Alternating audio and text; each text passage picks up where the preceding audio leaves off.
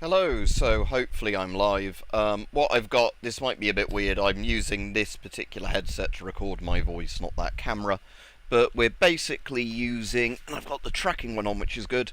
We're using the nice 4K camera, although it will be 1080p then sized down a bit, recording me. Even though we're going to do a video game one, because as long as I don't go on over than 2 hours, this is a better camera for doing it anyway. Lighting and everything looks better. So there's that. So I'm going to do pop-out chat. Hopefully I get some people on, because again, if I'm streaming a video game, YouTube very rarely sends it out to people unless I'm just doing a normal full-on webcam live stream sort of one. So, you know, there's that. But we'll see what happens. So I'm just going to get this box here. We're going to play Oster, that jank surplus hunting game, because I've got to the point in it now where I actually kind of know what I'm doing in it, and I'm not, like, fumbling with items horribly. So, let's get that roughly down there. Then we want to launch Oster. There we go. So yeah, hopefully we get people on, because like I said, stream settings, nobody viewing at the moment. Concurrent viewers, whatever, analytics, concurrent viewers, 0. Great YouTube, thank you. 0 viewers. So yeah. Despite the fact it's Sunday, you'd think people wouldn't be at work. YouTube has decided that, oh yeah, you're doing a live stream. Don't want to share that with people, even though you're going to all the thing of putting the lights on, doing the webcam in the corner. So it is an properly interactive, like, gaming stream one. It's not just me streaming a game with a chat box. No, we're doing all that, and YouTube is still like, yeah, fuck sending this to your subscribers. So I'm just gonna do this for now. But like I said, I am getting really annoyed with YouTube's... Oh, I don't want my own voice playing back over that. Like I said, I am getting really annoyed with YouTube now in terms of them literally hiding your content on purpose. I'm starting to think that literally is what it is, like, because of, you know, what they've announced with Shorts. To me, that literally sounds to me like, because we want to take money away from you, we are going to keep making thresholds you can't meet, and, you know, sabotaging your views maybe if you're getting close to that threshold number, so we can be as greedy as possible. That's just the way I see it personally. Oh, we've got something on a metal detector. But hopefully you get some people on and can have a chat, because sometimes of these, after 10 minutes, you do get a load of people on. There's bushes in the way, I can't see. Oh, is that something there?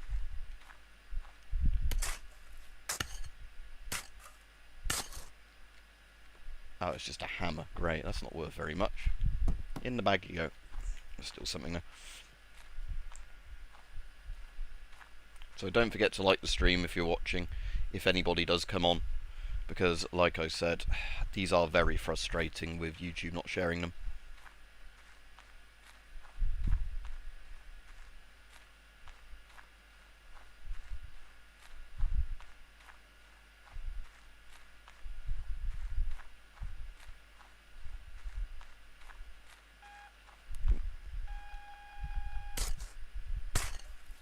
Something there.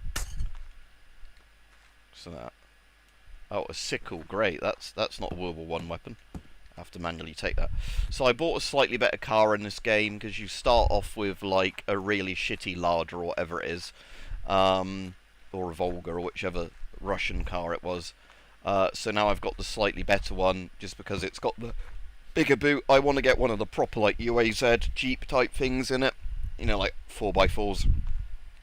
But this still has a proper like open back boot, where the default car in the game is just like a little tiny, you know, like closed off trunk. So is that a gun part? I'm not sure. Let's take the WD-40, squeak on that. I'm not going to waste WD-40 on just like farming tools. And those are just padlocks and other bits, so no point putting those in the boot. Yeah, like I said, hopefully we might get some people on, but you know, as I've been saying, YouTube is just going down the shitter, I think, with how certain ones of these systems work. Actually, if the chat quality is better, let me just try something with OBS. I'm just interested in seeing, with the microphone, can I change the channel for that? Yeah, so if I change that to the DJI stereo, press OK, that might actually be better for you guys. I'm not sure, because the quality on this microphone on that DJI one is to such a good extent, I'm not actually sure if it's better quality for me to just speak into that mic, even though it's further from my mouth, because it's a better quality microphone. So we'll just try that. And that way I don't have to have the thing down in front of my face. But yeah. Maybe we'll get some people on.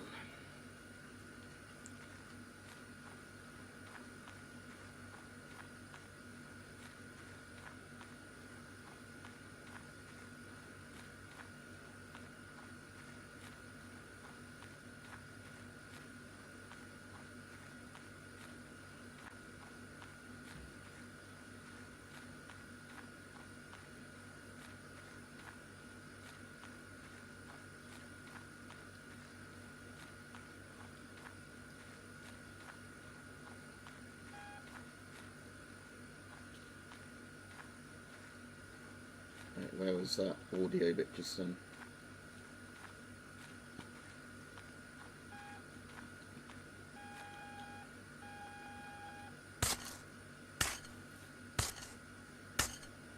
Oh, a saw blade, that's not worth very much. Might as well still put it in the bag, but it's a shame I don't think you can buy better backpacks in this game, because that would be like a good upgrade thing they could add to the game. Better backpacks and more capacity.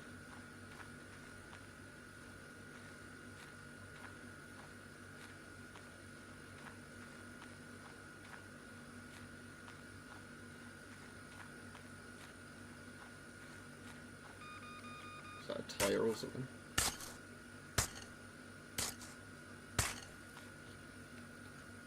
Yeah, probably not worth very much. But I've got a big trunk now, so you might as well chuck it in.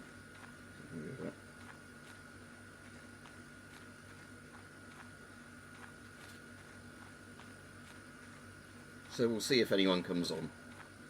But like I said, YouTube is just really frustrating me now with all of this shit of, you know, oh, you can do everything as they tell you to do it, but we just won't share your videos for some reason. And if I was to stream vertically on the phone, they share them a lot more.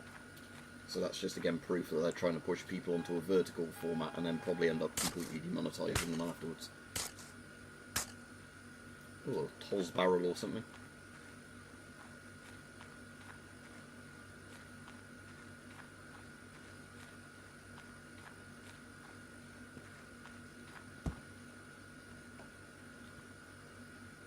Oh, it's rusted beyond repair, damn it. Let's take this stuff to the market. I might buy a couple more like WD-40s and that. And then also, right, so that's rusted surplus, so the surplus guy will buy it. Other junk I can just take to the, this table over here.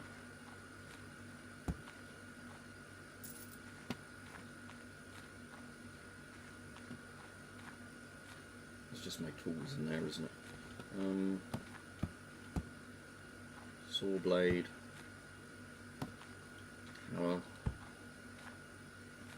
Oh shit, I took the tolls to the wrong one. Oh well, I've sold it at a loss. Well, not a loss, because it didn't cost me anything other than a bit of shovel help. But yeah, I should have sold it on this table over here. That's the surplus one.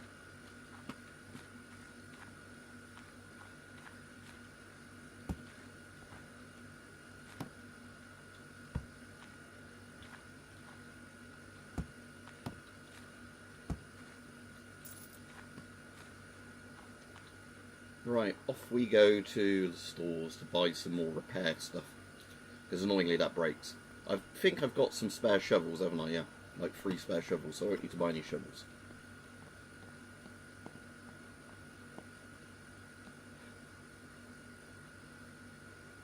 I'm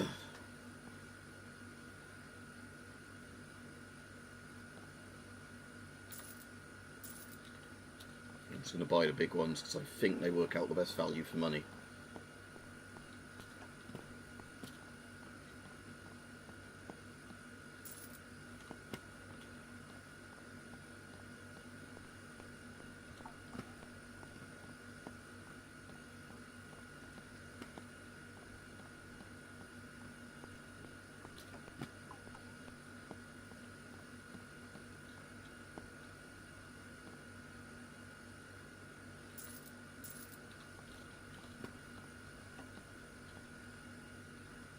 Can I carry 2 at... Oh, I can carry 2 at once doing that.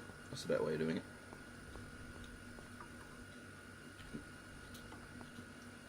Right, so I've got 3 linseed oils and loads of rust repairing stuff. Let's go to the World War II forest again. Yeah, it would be nice if people... I'll do a post on YouTube saying I'm on.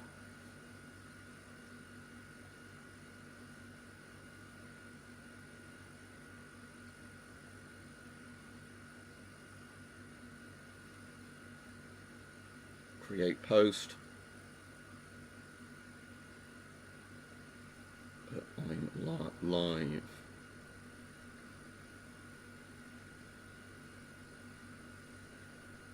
Post. See if that gets anyone on.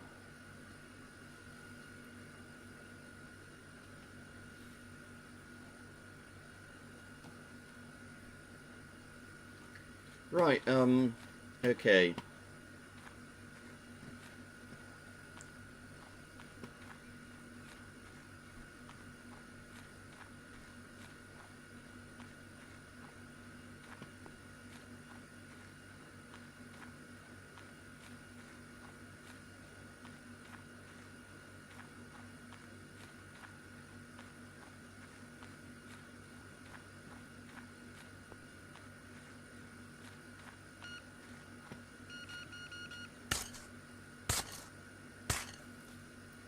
Can I fit that one in my backpack, or is that too big?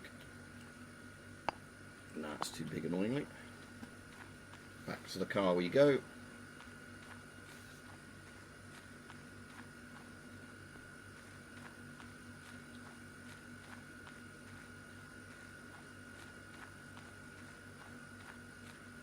But yeah, YouTube's thing, it just does not share some streams. It's really annoying.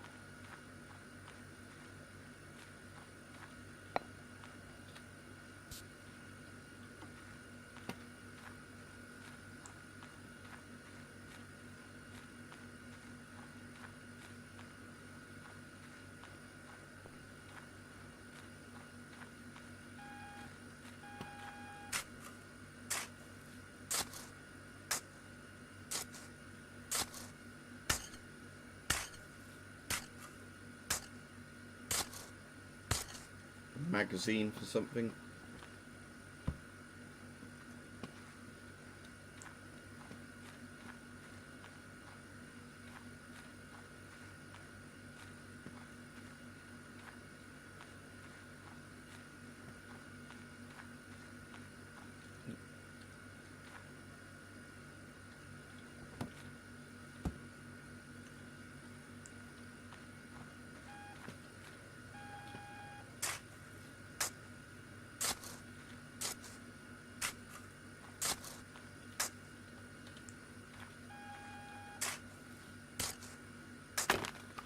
Oh, my shovel broke. Need to come back for that.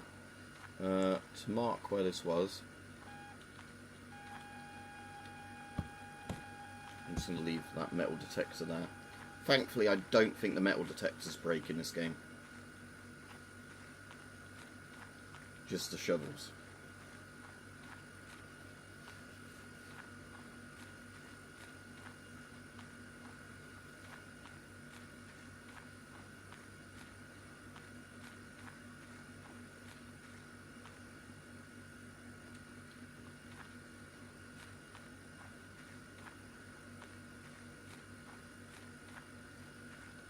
Yeah, it would be nice if people came on when I was streaming.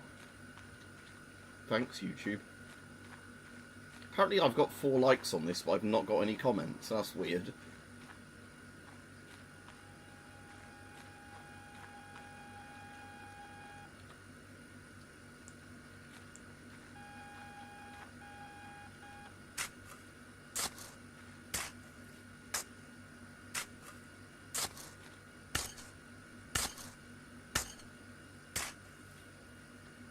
Or a bolt or something. Bolt carrier.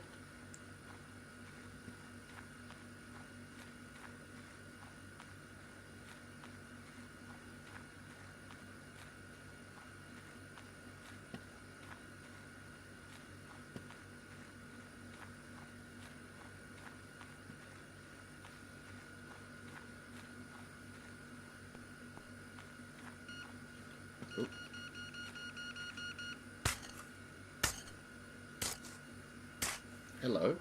Oh, it's a PPSH barrel by the look of it. Like receiver for a PPSH. Is that going to be slightly annoyingly too big to fit in my bag? Yes. Damn it. Right, okay.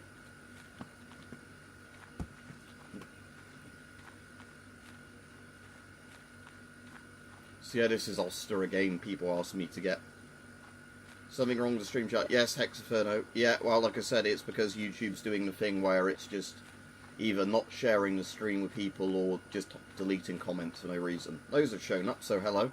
Hope you're alright. But yeah, YouTube is doing YouTube and not letting people comment or not sharing the stream with people, because why would it do that?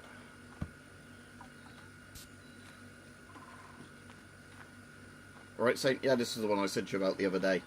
So it's the one where you go around for metal detector. It's very janky, but it's sort of fun. And it's not very expensive, and it's like an indie, like a one-man indie developer. So you go around looking for your metal detector to go off in the woods in various places.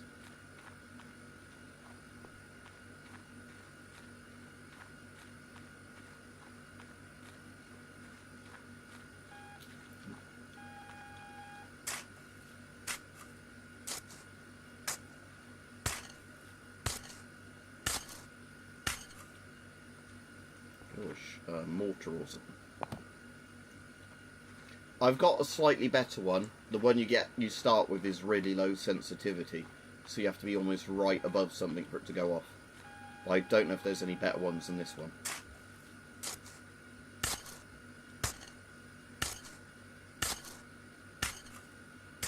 A grenade.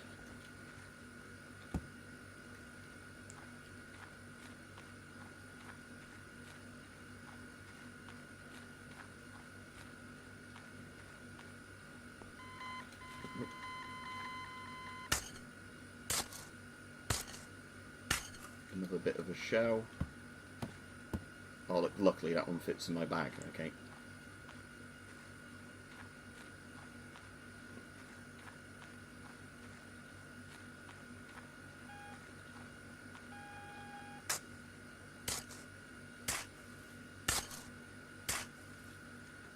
It's not a grip, that's a magazine, isn't it? Yeah, it's a magazine, pistol magazine.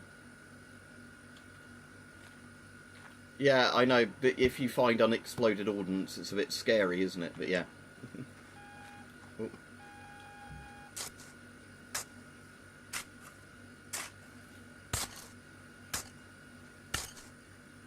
Was that a PPS 43 mag? Looks sort of like a PPS 43 mag. Yeah, I reckon that's a PPS 43 mag there. All rusted.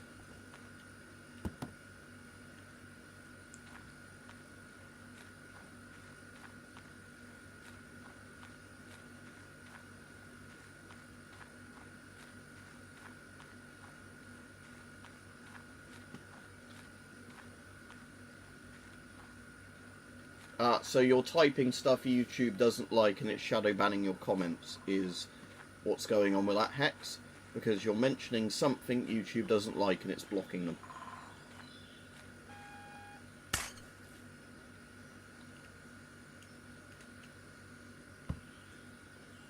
Is that a Moss in the Gantz wooden with a bit of metal on it, sort of main wooden housing, I think. And a car in that direction.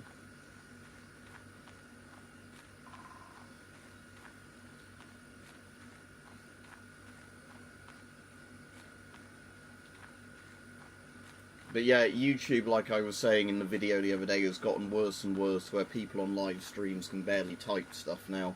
Because YouTube, if you mention another website, YouTube hides your comment. Because they don't like the idea of other websites other than YouTube being mentioned, other than maybe YouTube and Google. Loads of stuff that should be completely benign is blocked for no reason. So yeah, at least when I'm streaming a game, you can see what I can see. No, there isn't. Basically, you can edit a list of when people's comments are held for review, but that's it. And held for review is different. Held for review is just where it says to me, somebody's made a comment, do you want to like hide or show it? If it's something YouTube doesn't like, it's shadow banned. And again, I wish I could make it show people's comments, but no. For whatever reason on my channel, YouTube is just like, no, you can't talk about anything that mentions another website or whatever else. We've figured out from people not being able to comment, generally, if somebody mentions a website, that is one of the things YouTube always just outright blocks now.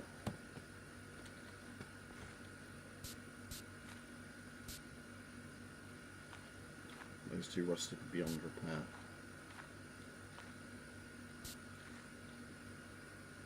Yep. Let's just take this stuff back to the dealer.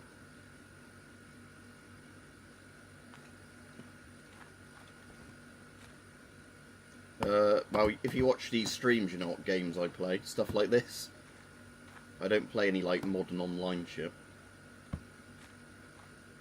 Exactly, it's because YouTube doesn't want people going to other platforms, not them. So you mention another platform, YouTube will hide your comment. And I bet you they'll do a thing that if you mention another platform too many times, they just shadow ban you from every channel on YouTube. Where, you know, you're just shouting into the void if you try and say anything.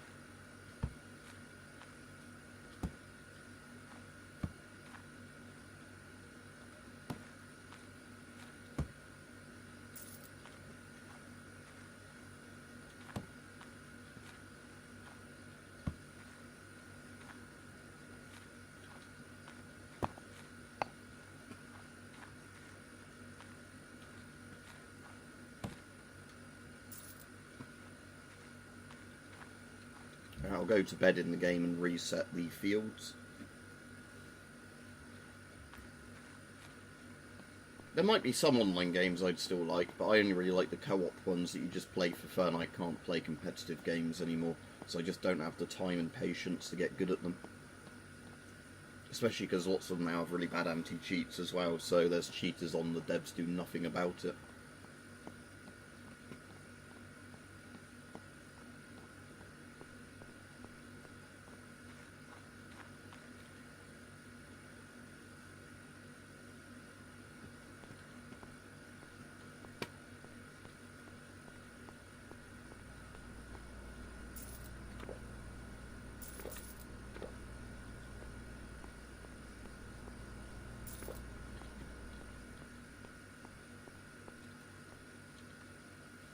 Yeah, let's look at the World War I forest.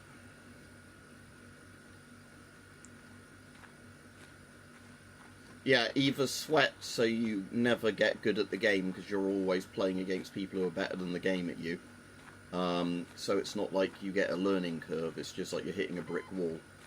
Or you get people that are just cheating and YouTube, not YouTube, sorry, I'm just because I'm complaining about YouTube. Or, yeah, the games don't have a good anti-cheat or don't ban them. So then it's even worse. Because like I said, there's some games like that, like, if more games did the thing of, like, they tailored the game for, like, how good you are at the game, some games do that, then that's alright, because you only end up with people, if you're shit at the game, that are shit at the game. Yeah, alright, Khalid? Yeah, that's, again, another problem, yeah, like hackers and modders.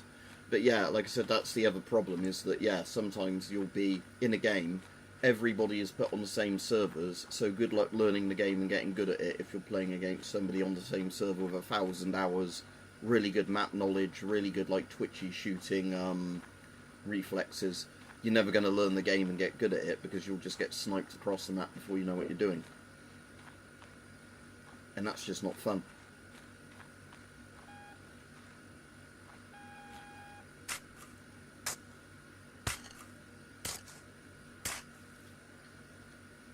Or a revolver cylinder.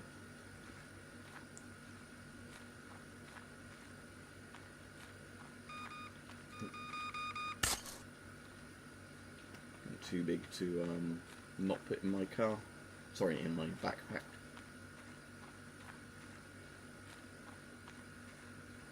Well, at least there's a few people on, so hello everyone. I've set this one up, as you can see, with my actual proper thing again, the Osmo, so it tracks me. The very small local Tesco isn't too bad. But if you go to the bigger one where they've got more products in, everything's like locked behind cabinets now, where you have to get a staff member and they're understaffed to let you get something out of a cabinet because of obviously all the thefts they get. So, you know, what should be a short shopping trip takes ages because half the products are now in like security booths, even when they're not that expensive. And you have to keep like ringing for assistance, waiting for one of the minimum wage workers to be finished doing whatever they're doing, come over, let you get something, like repeat it for anything else that's like that.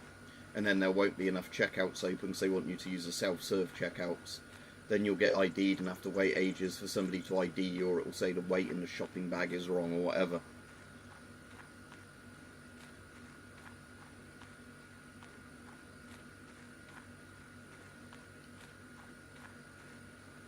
What's GDPR? It sounds familiar, but I can't think what it is off the top of my head.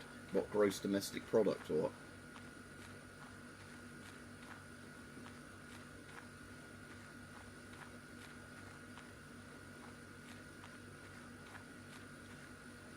And like I was saying to you in the chat the other day, Saint, there's only one proper Lloyds bank, and I'm with Lloyds, in anywhere in my local area.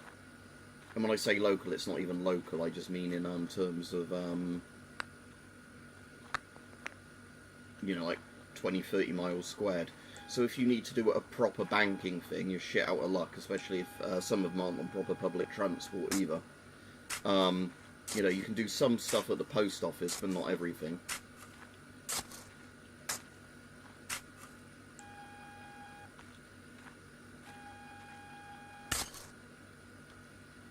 Ooh, a bit of a rifle.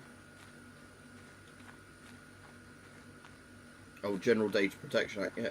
But I bet you they still sell on all your like stuff of you use this till and where they take pictures of your face using the till. I bet all that is like sold to companies and that. Yeah, where, oh, we're using it to train AI, so therefore, where's my car? I wish you had a compass in this, so you know if you've parked. Oh, it's right over that side of the field. So yeah, if you knew you were parked on the northeast side of the field, you could just get your compass out to easily check which way you're going, if you can't see your car.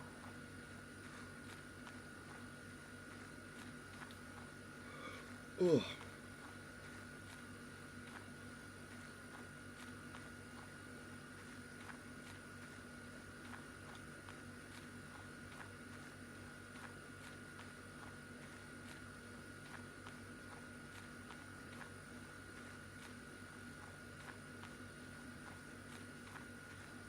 Yeah, so you have to get somebody to open it for you because they obviously have loads of chocolate theft.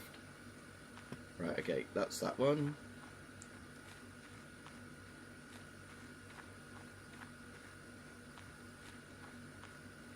Yeah, and then they can sell that data on.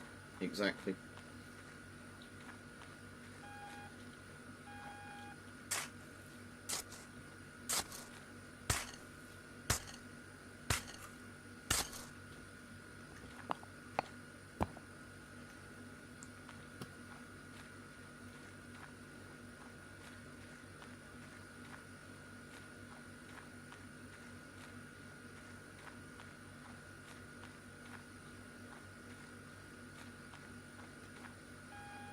Yeah, because nobody wants that. Did you see the thing, Khaled, where all the Easter eggs weren't selling because they were really expensive and they're all like shit chocolate now? They're not really even chocolate. Oh, a bolt. That looks a bit like a Mosin bolt, doesn't it? That sort of bolt. Fire there.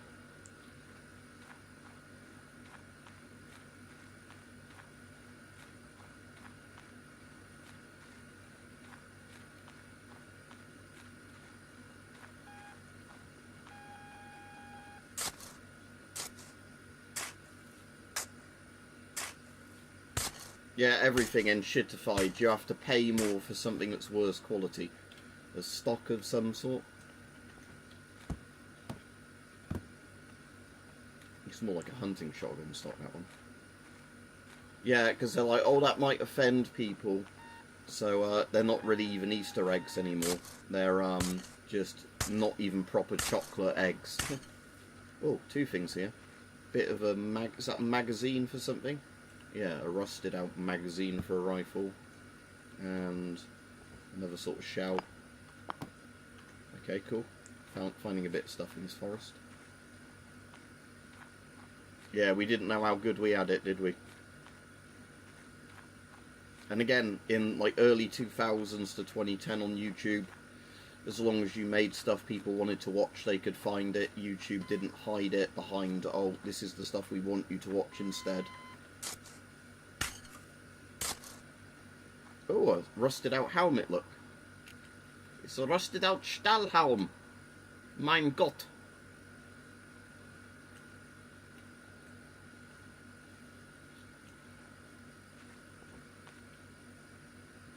Exactly, Khaled, because like, this is the thing, like I've said loads of times, it's not like it's even actual Muslims for the most part, or whatever. Oh, I don't want to drop my shovel. Complaining about this. It's the woke fucking, like, you know, idiots that are like, oh, we can't possibly offend anybody, so what we have to do is make everything worse for everybody, and then we'll use it as an excuse that, oh, because there might be some really unhinged Muslims somewhere that shout about how nothing's allowed because it's all haram or whatever, it can't be allowed, you know. This is the thing, it's like, and then you get the people that will start blaming Muslims or whatever for everything, and it's not even them that are doing it. It's all these, like, stupid virtue signalling morons that are in charge of everything, that are like, oh, we need to put a pride flag on this, because that way we can exploit Pride Month or whatever to sell more products. Not that we actually care about gay people or whatever. It's the same shit everywhere. It's just so frustrating.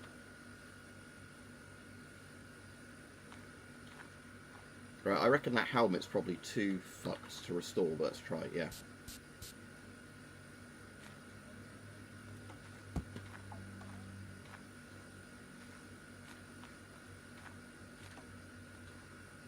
What's a rusty Stahlhelm worth? Like 15 euros.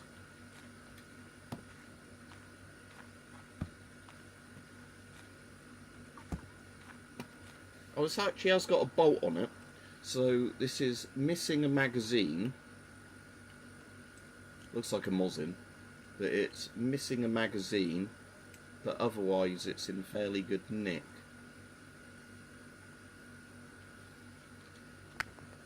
Okay, that might be one worth restoring.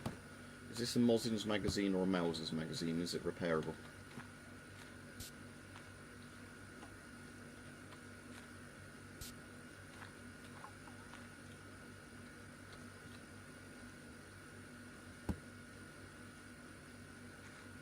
Did it say incompatible part or whatever when I do that?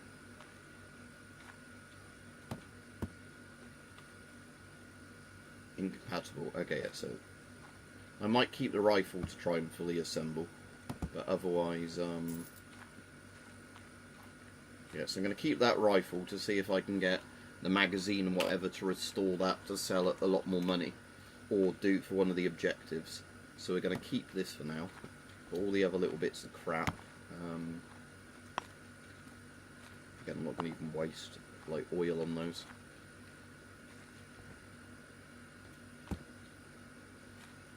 Bit of a revolver, shotgun stock or whatever it is.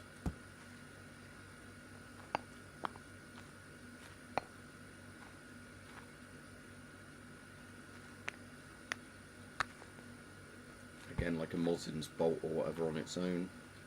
So that's 77 euros.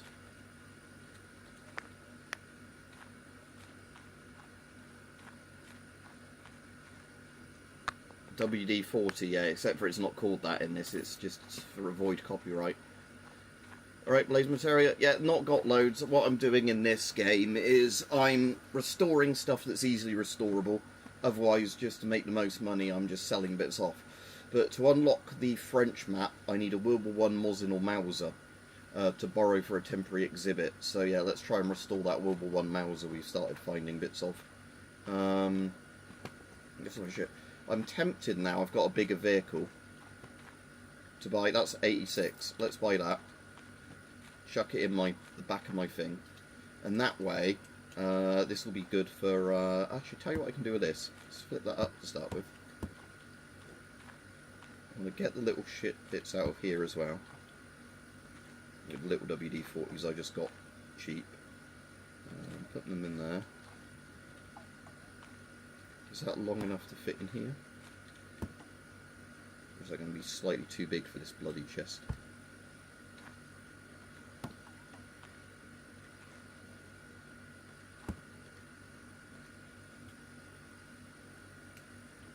Oh no, don't push the chest over.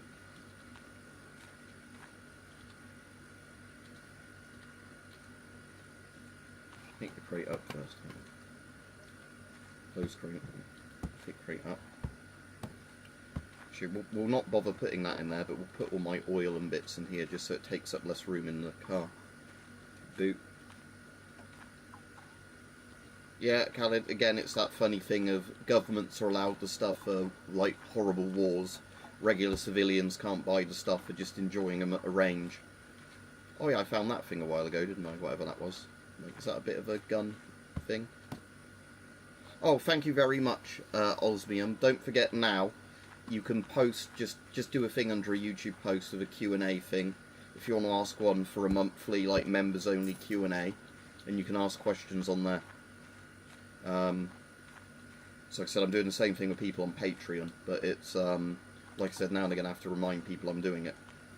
Right, so, can I fit all these shovels and stuff in there, and then at least that's a bit neater for, just putting all this stuff in the boot.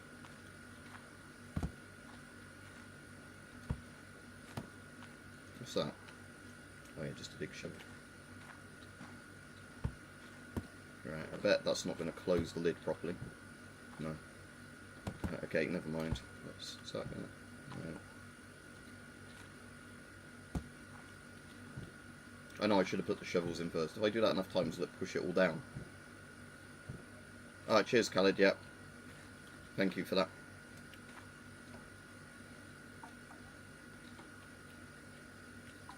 Come on, fit in there. Should you tell you what, I'll leave one loose in the boot as it is.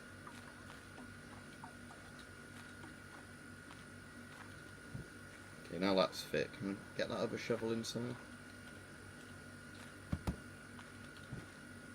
Come on, close.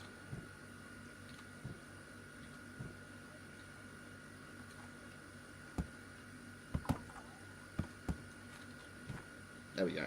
Right.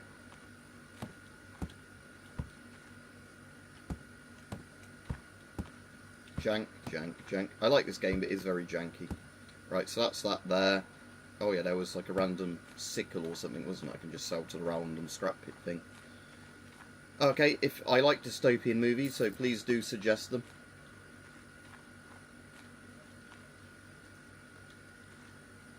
And then that Mosin I'm restoring can just go in there, because there's plenty of space for it there. Now, can I sell this small box to anyone? Sadly, I don't think you can, but... we buy anything. I want to just sell this box, though. Oh, never mind. Don't know how you sell the boxes. We'll put that on the passenger seat for now, so it's out the way of my main boot. But yeah, we've at least got a big thing in there now for, so I want to find a magazine or whatever, don't I, for, the old Mosin. If I go to the, I think it's the stores, I think you can buy the repair manuals for Mosins. I just want to get that again so I know if I've got authentic parts or fake parts or whatever.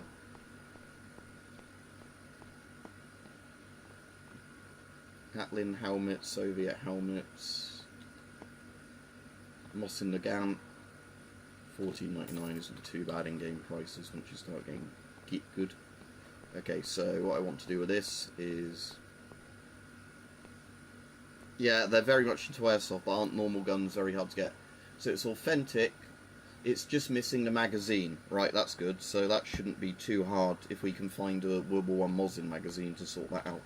So let's go back to the Birch World War I forest and keep looking for a Mosin magazine. Yeah, but they don't buy anything, they wouldn't buy my crate. They'll buy stuff out of crates if you take an entire crate of stuff to them, but they won't buy the crates themselves. And I don't want a small little crate, that's kind of useless.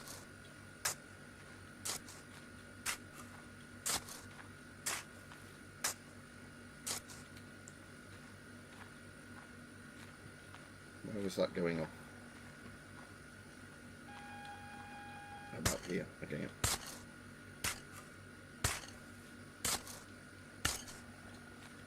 just another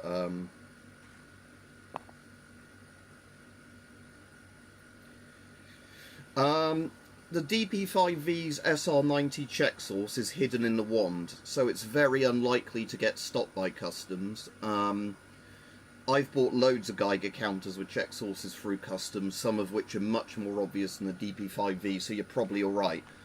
Legally speaking, I don't think they would let you import it, but I don't think they're smart enough to know how to dismantle the probe. And like I said, there was a guy that, luckily eBay refunded him because it was on all the insured thing, but he bought a DP5A from me that didn't even have a check source of it. Irish Customs seized it and didn't give him a reason. Luckily, like I said, eBay did refund it. But, yeah, I don't think you can sell dirt in this, sadly. But yeah, so yeah, like I said, DP5Vs, the only check source in them is a small bit of SR90 in the actual probe itself, where it, like, you know, so if you twist the probe into one position, it's like the check source mode. I was watching a cool video, I don't know if you heard me say, Khalid, the other week, where it was a Yemeni tribesman with a fucking old Lee Enfield, and he was fucking shooting that well. I think a bit like my Diak one. I don't think it was a number 4. I think it was a number 1 Mark III he had, like the World War I era ones. Is that an old ammo crate? Yeah, okay. I suppose there's nothing in that, is it? Yeah, it's just a rusted shut ammo crate. Should that fit in there? Save, yeah, taking it back to the car. Yeah. I want to find a Mosin magazine for my old World War I era Mosin now. I might go to a gun fair if I can't find one in this field and just see if I can find a Mosin magazine on one of the trader tables there, just to buy it for, like I said, restoring that Mosin so I can unlock France. I'm playing Oster, which is like, you go metal detecting. It's an Estonian jank game, if I remember right. You go metal detecting in old battlefields for surplus, and then you sell them. Like, you either bother restoring the thing if it's worth restoring, or you just sell them as like cheap rusty surplus. Yeah, cool. Like I said, UK Customs, I've had more issues of UK Customs themselves seizing things that were in no way scary than I have with actually stuff that maybe shouldn't have been going through customs. If you buy it on eBay, Osmi, and it's actually with the eBay International Buyer Protection thing, yeah, luckily I don't think you can kill yourself with UXOs in this, despite the fact that's a problem in real life. But yeah, if it's got the proper eBay Buyers Protection thing, the good thing is that if you don't get it and customs sees it, eBay should just refund you. They'll, like, consider that a risk of them, like, insuring the shipping, if it's on eBay. So at the end of it, you might just get the annoying thing of you wait ages and then just get a refund. But that's why I personally do it through somewhere where you get, like, the proper insurance if you don't get the item.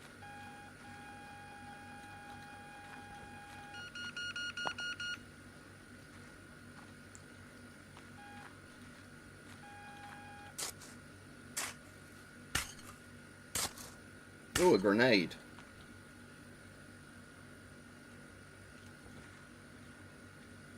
Yoink. But again, the thing I want at the moment is a magazine for my old, like, World War I era Mosin, so I can do the thing to unlock the France map.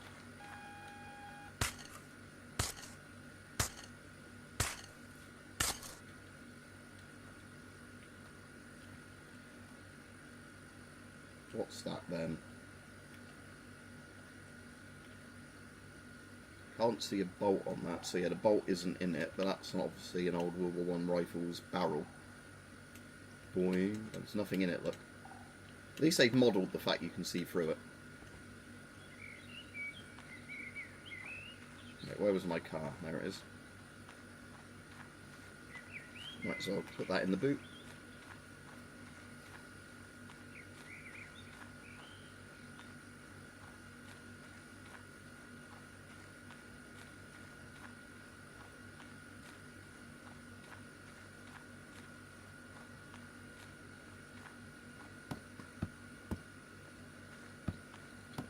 What's that a part of anyway? Burden number 2 cavalry. Okay. And that's obviously a TOS or something, it's not World War. Yeah, oh, that's rusted beyond repair anyway.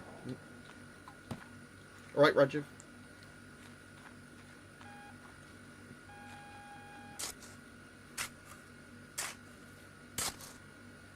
Now, thankfully, I've only had to ever deal with them on chat. Oh, hello. We've got a magazine for something. Is this a Mosin magazine? Is it not rusted beyond repair? Let's have a look. Okay, so we can repair it. Now. Yeah, there we go. Right, let's take the Mosin to the fair. Mark it. And the nice thing with these is even though it says somebody wants to borrow it, you only have to, there we go, do that, and now I can immediately sell it. So, that's 307 euros, yes please. 85 euros. 110 euros. Oh, it was just chemicals and that in there, wasn't it?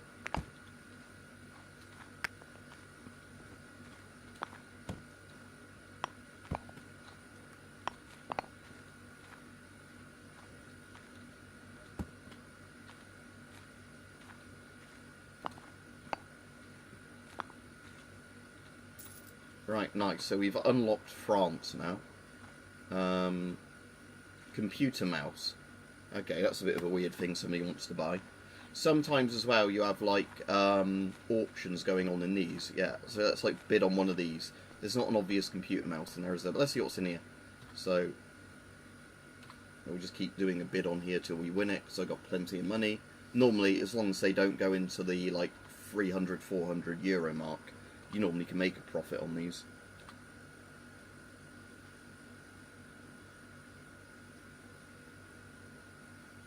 But yeah, and again, all these places outsource everything, that's the problem, right? 160 euros. As long as we can make more than 160 euros in here, we're good. Right.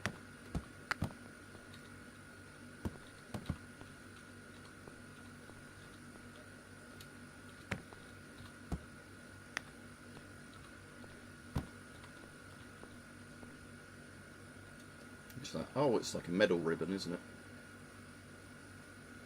Right, let's put anything useful in the bag. What book is that? Mausers. Might as well put that in my truck actually in a bit. Yep. Helmet, liner. That's oh, that's an empty, well, not actually empty, but another box I don't have a use for. Great. Another helmet-looking liner thing.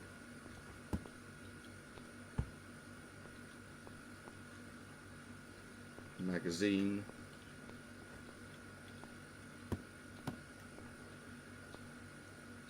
Don't know if that's like a German World War II shovel. Oh, some more magazines. You can literally set up your own surplus pile like in my house, but I think it's more just the gameplay loop is, you know, find shit you want to find, restore it, that kind of thing. It's one of meant to be those relaxing games that doesn't really... Oh, some oil, that can go in my truck. Although it can go in the other thing when there's... I can get at it again. Okay, let's dump a load. So how much did we buy that some? Or was it just over 100 euros? 160 euros. Okay, let's see what this surplus stuff is worth on its own. 4 euros.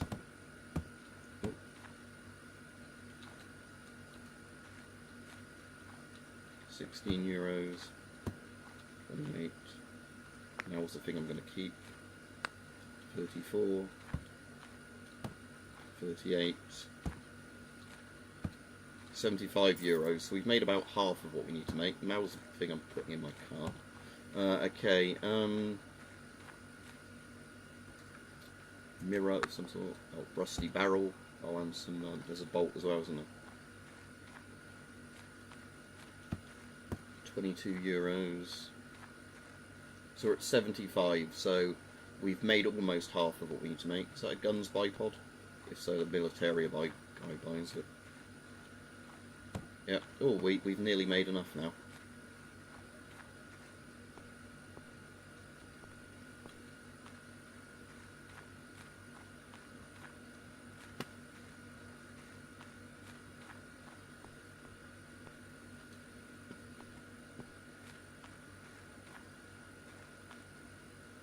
161 euros. Nice. So that was 161 for all that stuff. We paid 160. We got 70 odd euros the other bit. It's already about 70 euros into profit. Now we might as well sell any of the other random crap while we're here to the We Buy Anything guy. Even though he won't buy my box, he will buy trash bags.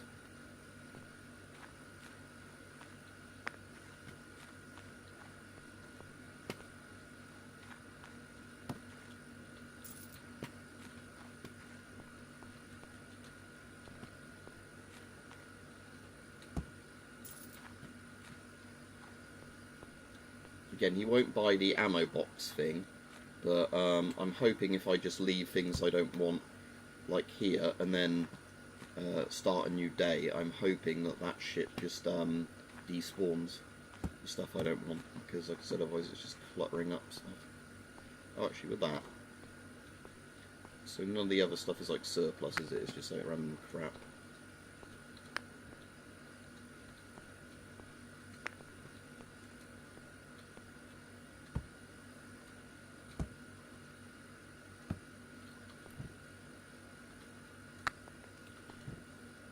Fuck's sake.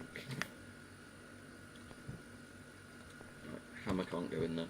Oh, it's that roll that's actually too big. Okay.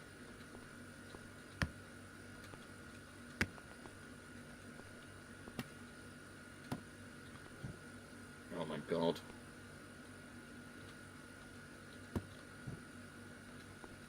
Just go flat in there. There we go. Stupid cam can go out. Right, okay, I'm just going to sell this like this.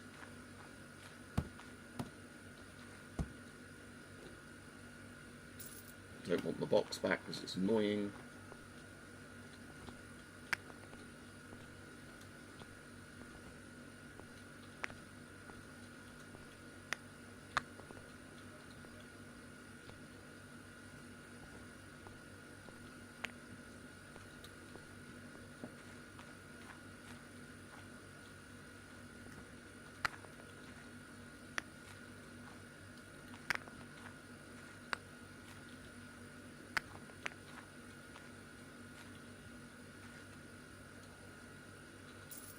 Okay, we made an alright profit on that garage sale. Some big crates in this one. Don't really have room to take those away.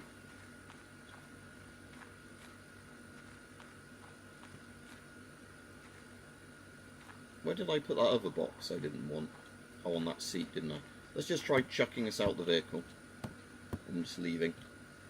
So I can go to France now. So I assume with France I have to go to the airport.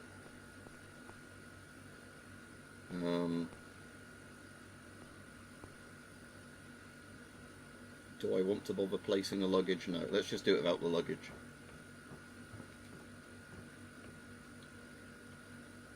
Oh, that only goes to Afghan. Okay, I don't want to go to Afghan. So I go to the highway then for the highway. France, there we go, it costs 200 euros. Sacre bleu. Paintings, books, groceries, hardware. Ardennes, it costs 50 euros a night here, so France costs more money. Right, there better be some good shit in France, seeing as we're spending money to be here.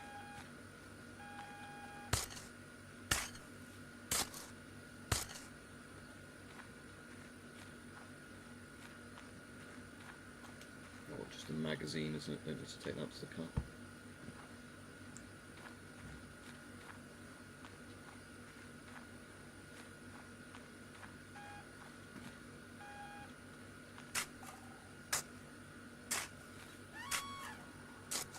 Oh, you know, it was a peacock, not somebody randomly screaming.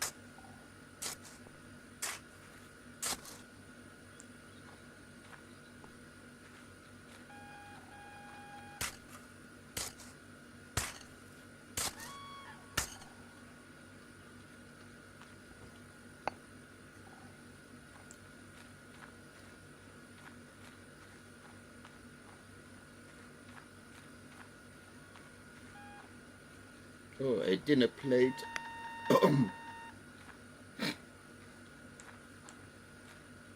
Didn't I spot? Yeah.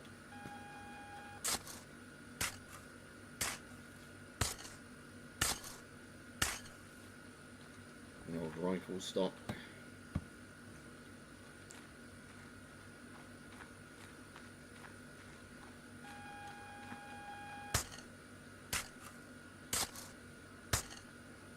Oh, hello. Like a Panzerfaust type thing. Yeah, Panzerfaust.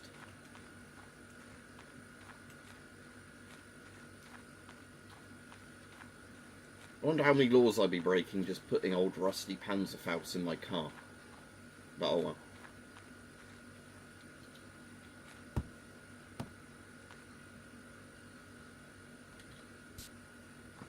Yeah, it is a Panzerfaust.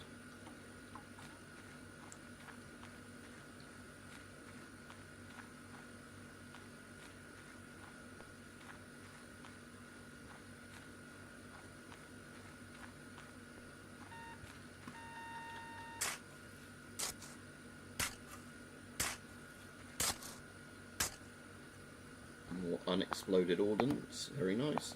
Slight too big for my bag. Fucking thing. Okay, let's take that back to the car as it is. So yeah, this is again one of those games that you'd only enjoy it if you like hunting, like a treasure Easter egg hunt for random gun bits and assembling guns.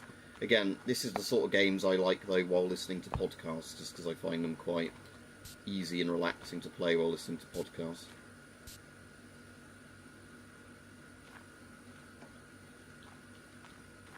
When I've got like an extra couple of grand, I'm going to buy the UAZ like open bed Jeep thing. You know, like the Russian equivalent of a sort of Jeep, or it's not really a Humvee, it's more like a Jeep.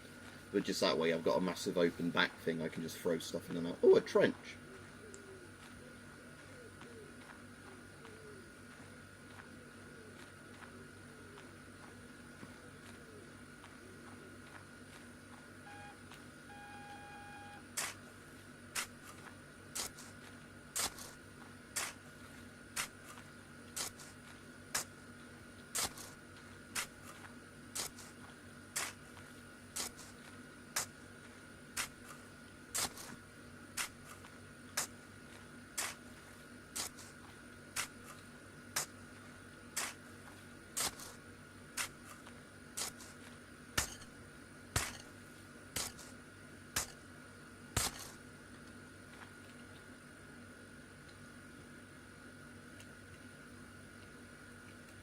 Actually, that's like from a machine gun or something, like the gas block bit from a machine gun.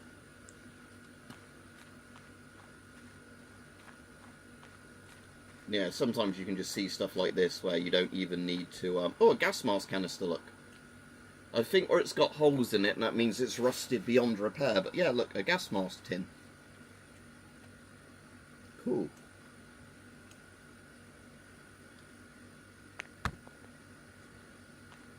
Yeah, I wish you could buy bigger backpacks in this, because the default backpack's a bit crap.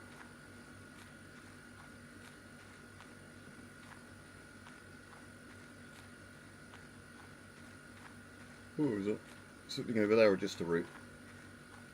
Oh, and Rajiv, good news. Tested my Dreamcast, worked with those games I bought. Also, the old Sega fishing game that came with my Dreamcast that never used to work, that's working fine now. So, I can technically sell it with free games, which is good. Is that going to be one of those shells that's slightly too big for my backpack? Yeah, fuck's sake. So, yeah, my friend said he might have to wait till next month to have the money for it, but I said I'll just put it to the side for him now, so that's nice. That's another thing to sell. Like I said, tomorrow hopefully sort out the thing for Saint and Night Vision. Because like I said, I owe money to my dad at this point, because like I said, we're going to do a family holiday next year. And my dad's just letting me pay him a bit every month, interest-free. Because he knows, obviously, I don't have enough money to just randomly go, oh yeah, I can drop a couple of grand on a holiday. So that's nice. He's at least, you know, like I said, my dad's good because he's a boomer, but he's a boomer that realised how good boomers had it, sort of thing. As opposed to being one of those boomers that like, why don't you just work harder, sonny? Right, let's see if that gas mask thing is... Yeah, that is screwed up beyond repair. The gas mask bit, but, the shell isn't.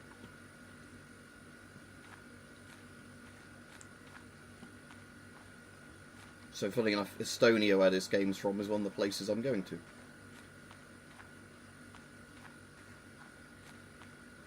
Germany for like one night, then Poland, Estonia, Latvia, Lithuania, in which order you go through them, Finland, Sweden, then Denmark. I don't think we're in Norway on this holiday. I've been to Norway anyway, it's very expensive. I think it's just EU ones for the sake of this holiday. Norway's nice, but it's just very expensive because of how their tax system works. Ripped from something.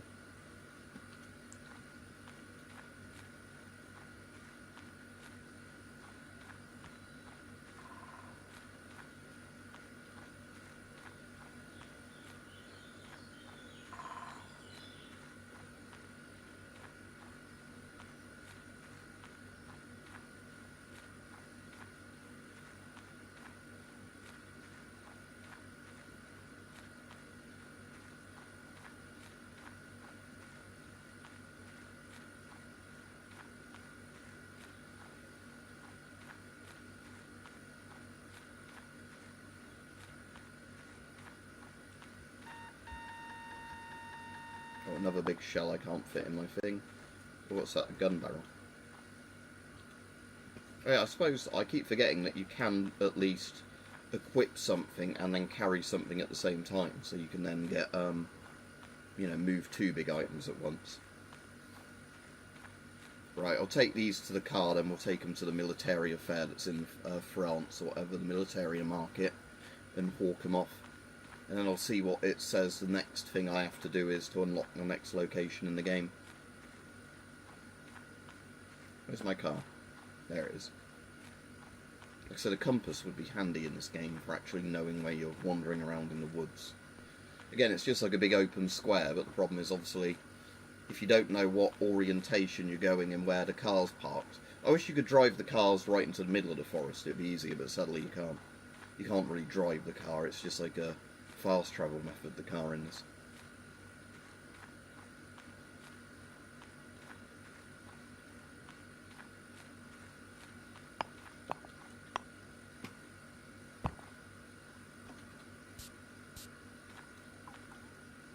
Right, let's take all this to the fair.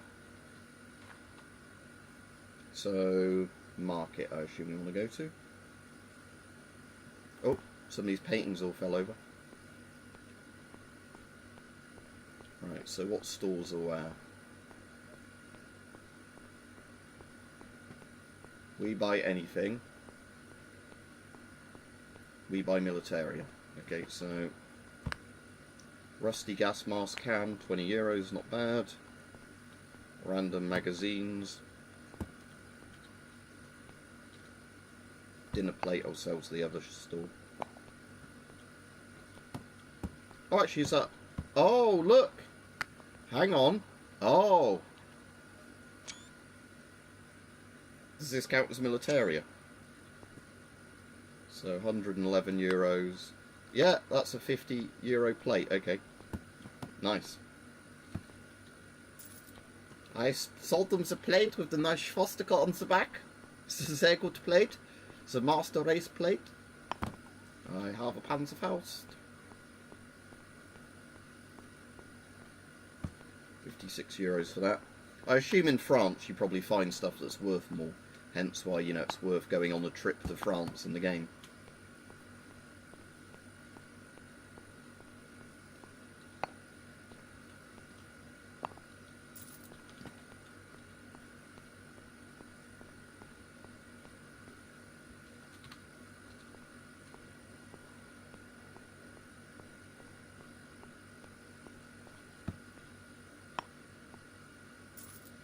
Okay, was that everything?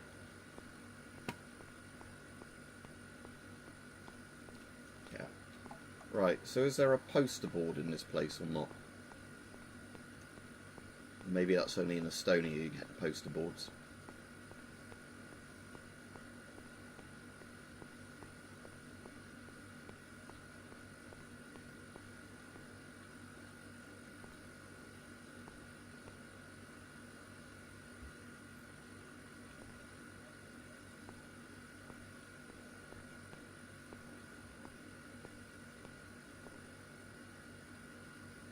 Mussolini, Hitler, and Tojo.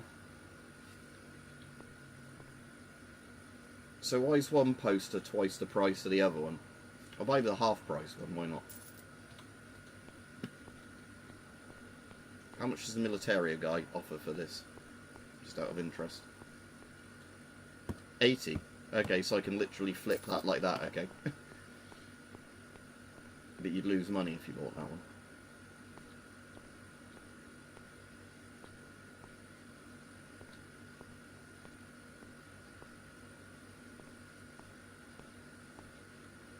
Oh, I might as well buy another shovel while I'm here in case one of my shovels breaks while I'm in France. Chuck that in there.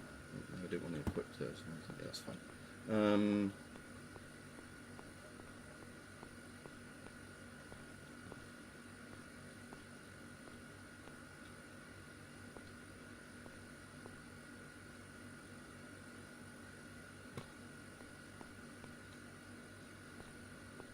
How much is that grenade? The F1.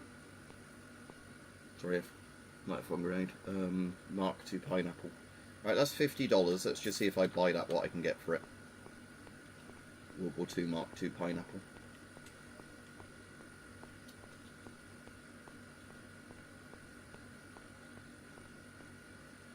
€20. Okay, that was a loss. That's alright, I'm going to keep that. That will be one of the items I'll add to my Militaria collection back in Estonia. Right. Let's go to the Ardennes again, see if we can find any more stuff easily, and then we'll go to the hotel and let it reset the Ardennes again. Basically, every time you sleep in the game, it restocks all of like the surplus places that you know, like sellers have different stuff in, and places like this it restocks any random bits of loot in them.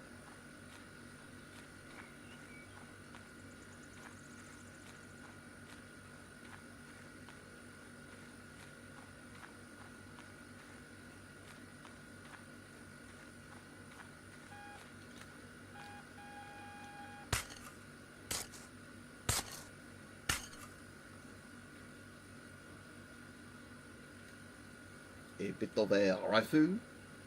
Looks like a Mauser with the back bit like that. Yeah, if anybody's still in the chat, leave another comment, because I haven't seen anything since Blades' last comment, so I don't know if the chat's broken. I'm just going to try and get the live chat up on my phone. I don't think it's, I don't think there's been any new messages since then.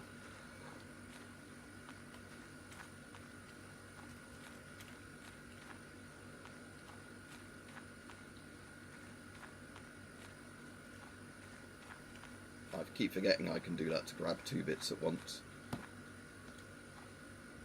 You can lug those sort of boxes around with you. So I think when you've got a really big truck, it's worth getting another huge crate, and then you can sort of just fill up the crate with shit and take the crate back to the vehicle, as opposed to, you know, like running each item back when you find a big item. Oh, there's another grenade. Is that another Mark II? Yeah. So that one I could restore and sell for 20, but that's probably not worth doing.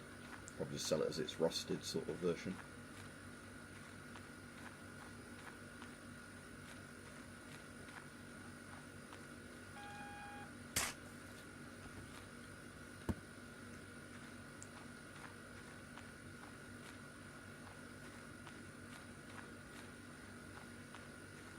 Anything interesting been in the news today? I haven't really looked. I'm going to have a quick look now. So bear with me a moment. So let's have a look on the BBC for today. Oh, I saw Ukraine hit Russia's biggest Wildberries warehouse. So Wildberries is now totally fucked as a company, which is going to lead to lots of the Russian banks having issue, because Wildberries owes loads of them debts. So Kiev market hitting wave of Russian strikes, and like I said, and then Ukraine hit Wildberries' biggest warehouse. They also hit what do you call it? Trying to think. Oh, it's an Adrian helmet. Is this one rusted beyond repair, or is this one recoverable? Yeah, you keep telling me, like I said, costs a lot of money, but you're right, Brad. But yeah, yeah, they hit how was it, the Soyuz plant as whatever that makes the Soyuz rockets. So yeah, Ukraine also has really damaged the Soyuz plant in Russia. So not many more cosmonaut missions going to happen now. And I bet stuff like that is stuff that Russia can't really replace. No, no, currently. Yeah, when it's space stuff, I feel a bit bad about it, because space stuff is space stuff. But I imagine the same plant that makes bits for space rockets makes munitions rockets. Because that was the thing during all the Cold War with all these countries. Yeah, nice restored Adrian helmet, look. Yeah. Okay.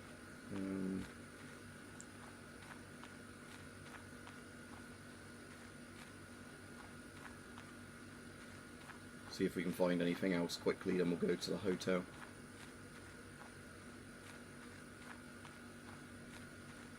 Like I said, I do want to, when I get enough money in the game, buy a proper vehicle with masses of back storage. Because that thing I've got now is much better than the previous thing. Oh, USM-1 helmet, is that? Yep. Can I fit that in the bag? Ah, good, just about, yeah.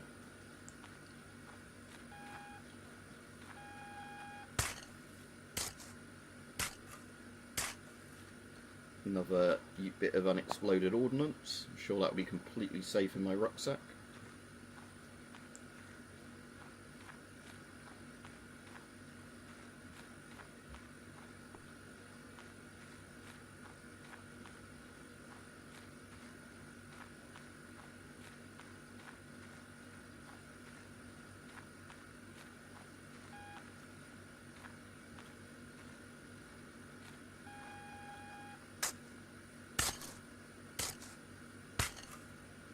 Bolt from a rifle.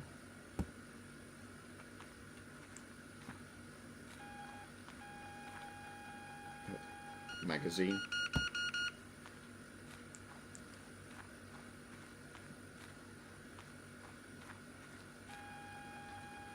Ooh, some sort of stick grenade. That's too big for the thing. Okay, let's take that back to the car. Or is that a trench mace, actually? I think that's a trench mace.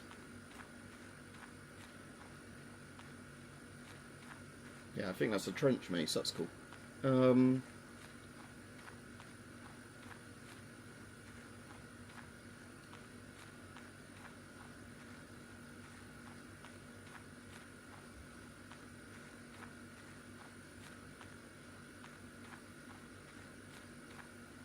Yeah. Dig up unexploded ordnance so you can then use it.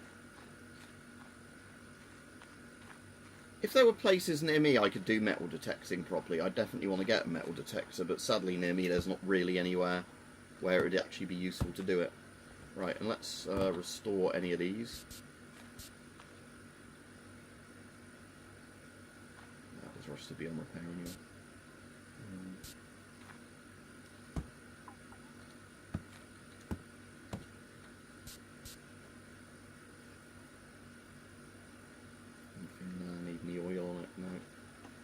Right, let's take these back to the cellar, surplus store.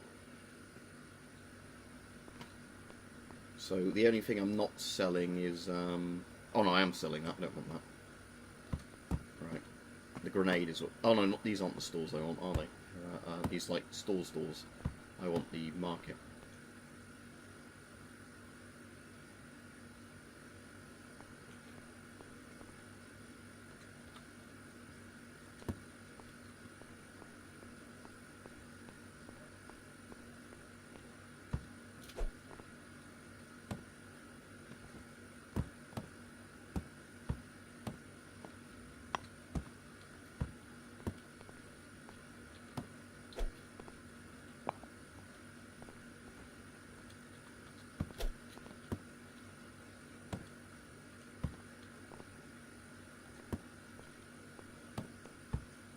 €226, not bad. And oh, it's just a trench mace now, isn't it?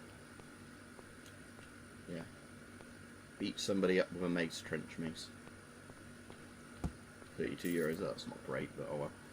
Right, okay, so let's go to the hotel and reset France. And again, that cost me €50 a night, so because unlike your house in the game, you obviously in this one have to be, you know, making sure you're making enough money as opposed to, just, you know, like, I'll go to bed tonight and then, you know, restock the fields. Right, and I'll be hungry when I wake up, so now I'll just immediately go to the shops and buy some food. You're, like, in the game, the hunger and thirst mechanics, the only thing they stop you doing is sleeping, apparently. So it's basically just, like, once a day you need to go and, like, eat and drink. And then, you know, you're fine to sleep again, basically. I wonder if milk fills you up. So there's two types of milk. Let's just try this one. No, it doesn't sort out hunger. It just, there we go. Right. Let's go back to the Ardennes. See what's respawned here, just so I can find stuff faster again. Is that something?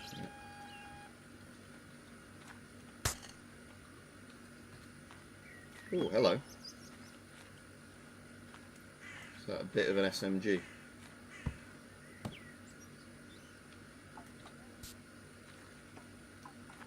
Can't even figure out what that's from.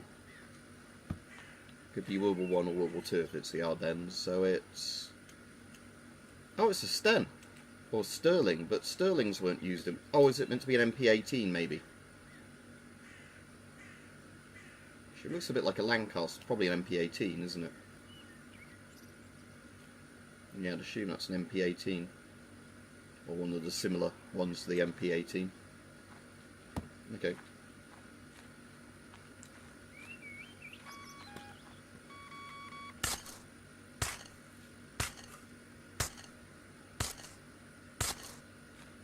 That's a big shell.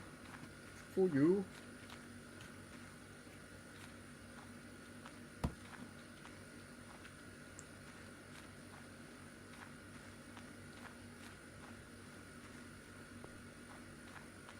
Another like shell casing or something.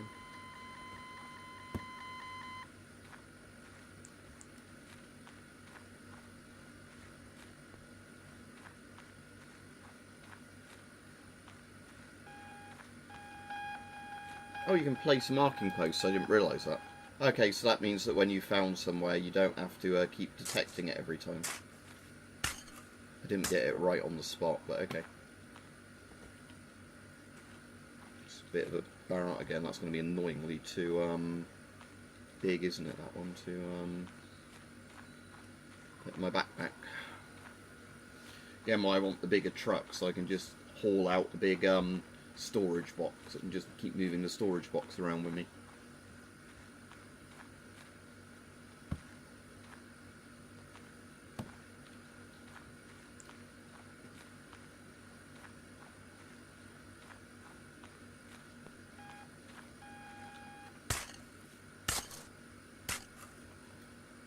Oh, a padlock, right, okay. Well, that's worth at least something, like for scrap value, like a couple of euros.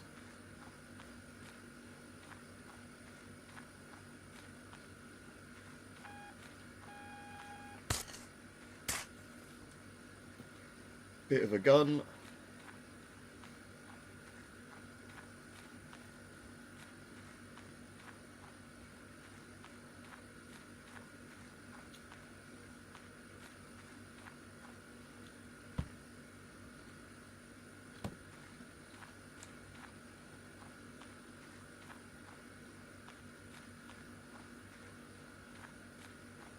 Oh, just a gun laying on the surface there.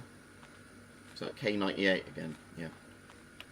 K98's like wooden furniture.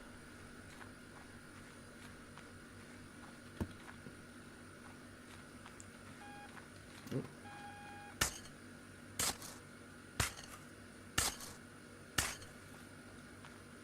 A bit of a pistol. You see it's getting the light. Yeah, pistol slide.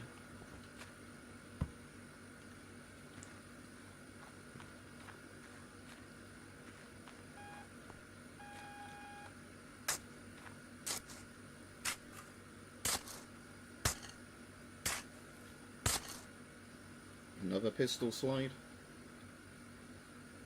In you go, come on.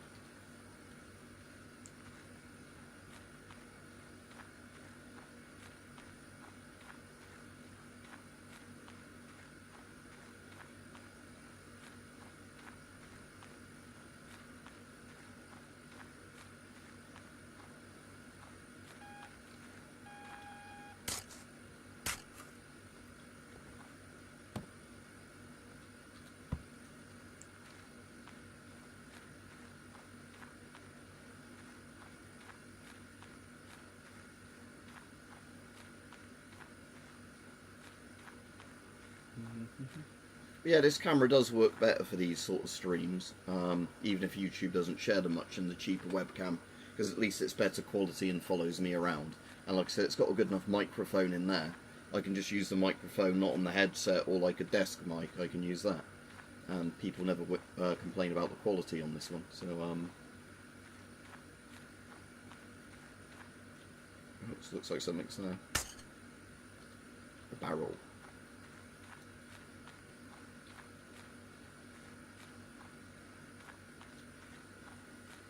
So yeah, what else is in the news while I'm running just in a straight line? So the stuff about Russia says Ukraine fire largest scale attack of 2026 as Kiev market hit by Moscow strike. That's just an update on that one.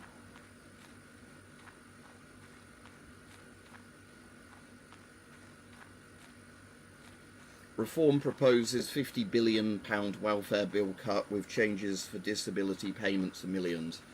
So are they going to fuck over disabled people? Because again, I don't know why you do that. Why don't just stop all the money going to migrants? You know, people that actually don't deserve the, and again, illegal migrants, not the ones that actually come here and work and pay taxes.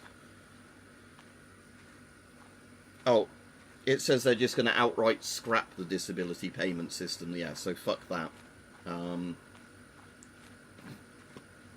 That's not good. So, oh, disabled people, why don't you just fucking not be disabled, is what Reform's saying, I guess. Because I doubt they're suggesting putting a good alternative in for it.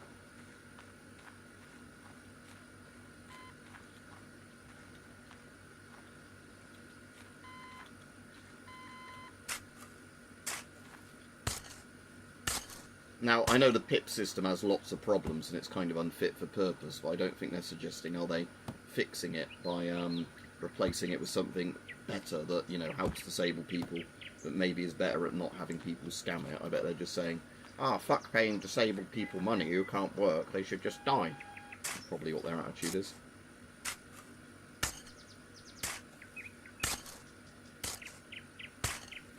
Hello?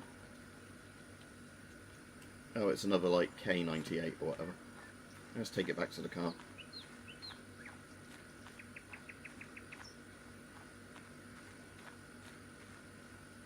I might go back to Estonia in this game because of the fact that might be the Estonian place you get the poster again for like the next place you need to go.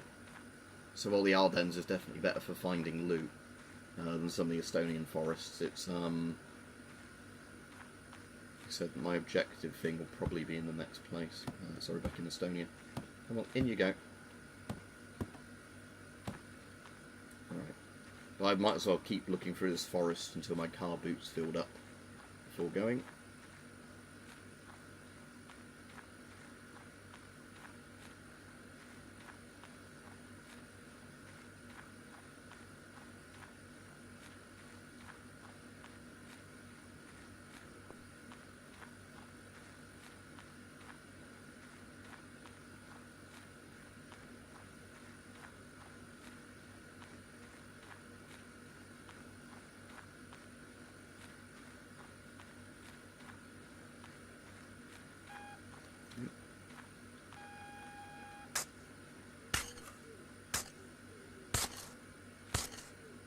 Got an old shovel. Mein Gott, it's a shovel. Oh, no, that was that one. That's alright. Thought I was dropping my little shovel. I fit perfectly in the bag then.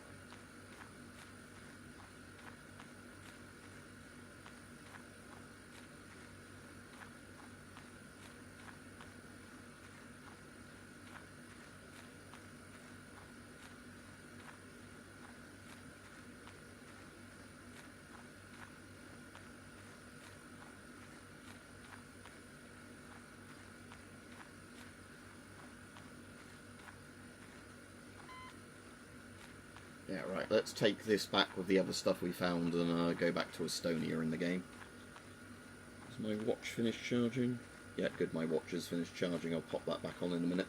In a minute, I'm going to pop to the toilet, but then I'll be right back on the stream. So, like I said, just give me a moment when I get to the car and that, just because, oh, is there something else there?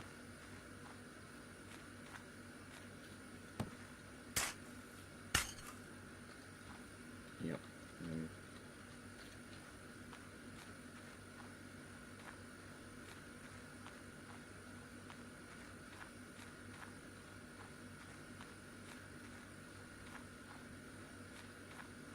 So we're...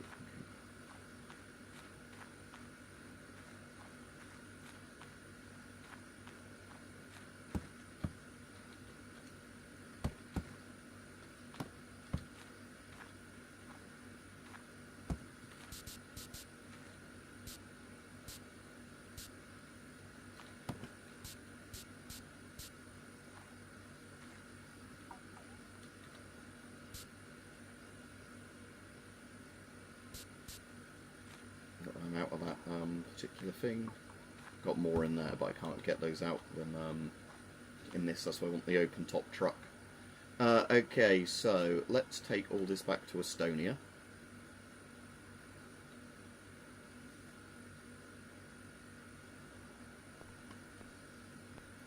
Didn't want to go here, I wanted to go to Melbourne Market.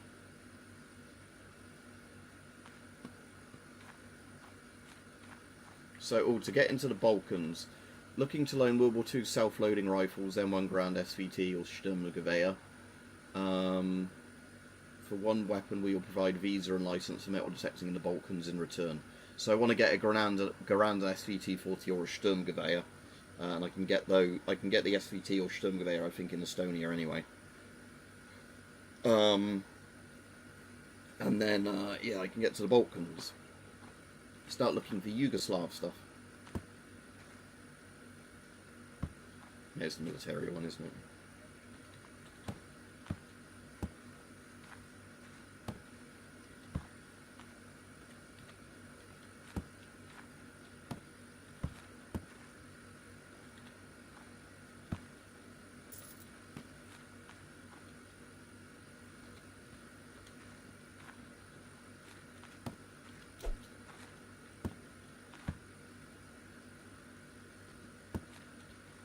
On the table.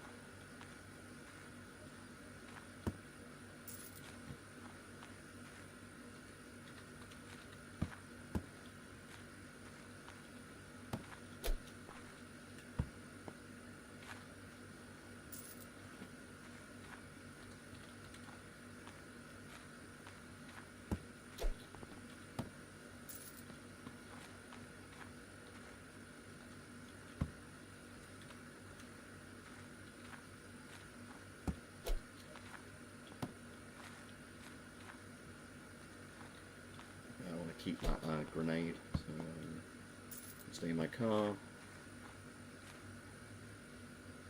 Okay, yeah, that's, I think, everything sold that was in there. Right, I'm just going to stop this from tracking me a minute while I walk out the room. So I'm just going to pop to the toilet, I'll be back in a minute, and then carry on with this game. So hopefully there's still people on. So yeah, back in a moment, just need a wee.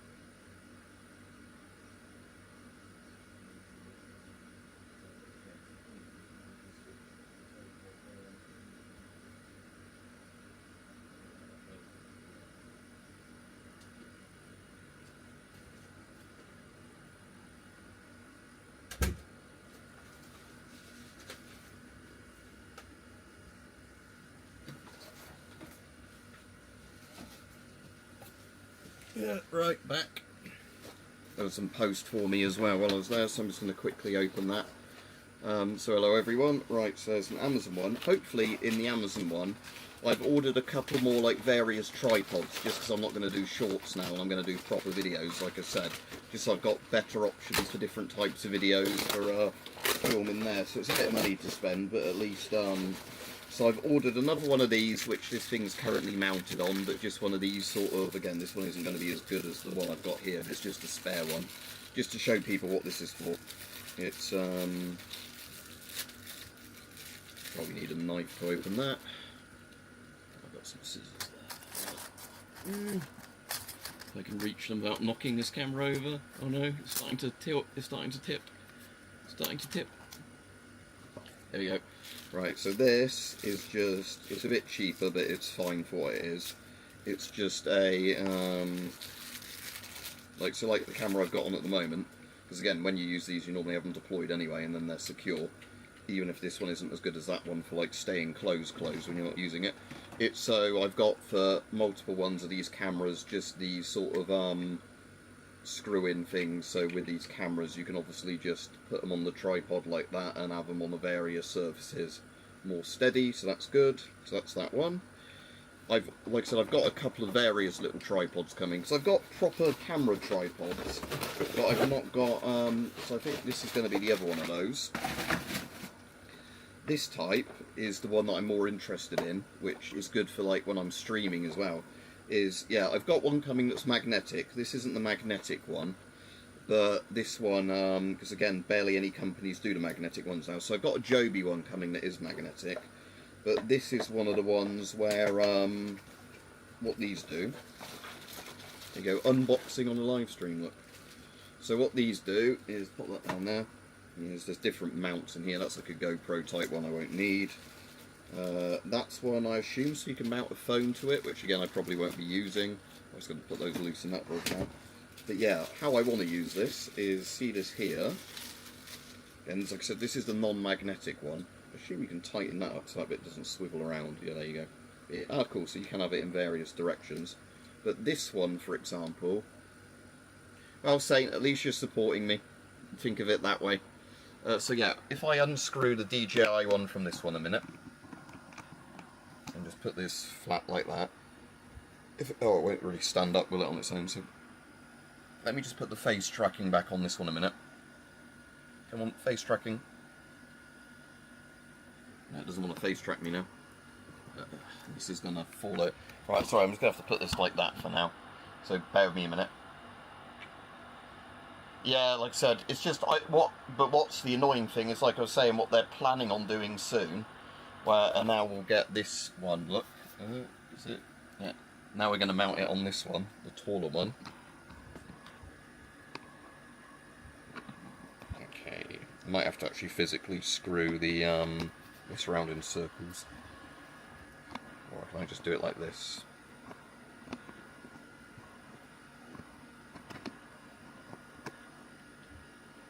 Come on, this is a bit awkward. Once I've got it on there though, I won't really need to take it off very often. There we go, that's screwing in now. So now we've got that on there, then what I can do is, let's just get this sorted out at the angle I want it. With the pivot thing. Yeah, then I can get that roughly straight. So what I just want to do in a second is put that here like that. Well, that's actually a bit high with this one, but I suppose I can move. I don't want it here while I'm doing this stream anyway, because of the fact that then, these legs will be in the way of my mouse. But regardless, I'll probably go back for the other thing for just this stream. But yeah, like I said, this is just so I can, like I said, put some of these cameras in various rooms when I'm filming videos at different heights. And this is one of those cool ones you can wrap around things. So, you know, like if you've got a railing or like a branch, you can wrap them around there and still film properly like that. So anyway, good. Let's pop that there and put the proper tripod back on here as we had it for just doing this stream. So, like I said, that way, like I said, because again, I'd have to set these things up in advance. It's more just for filming normal videos, not the streams. And then in here, I think that's more of the like nicotine pouches. And I bought some caffeine ones to try as well, so I might try a caffeine one on here in a minute. See how good they compare to regular caffeine pills.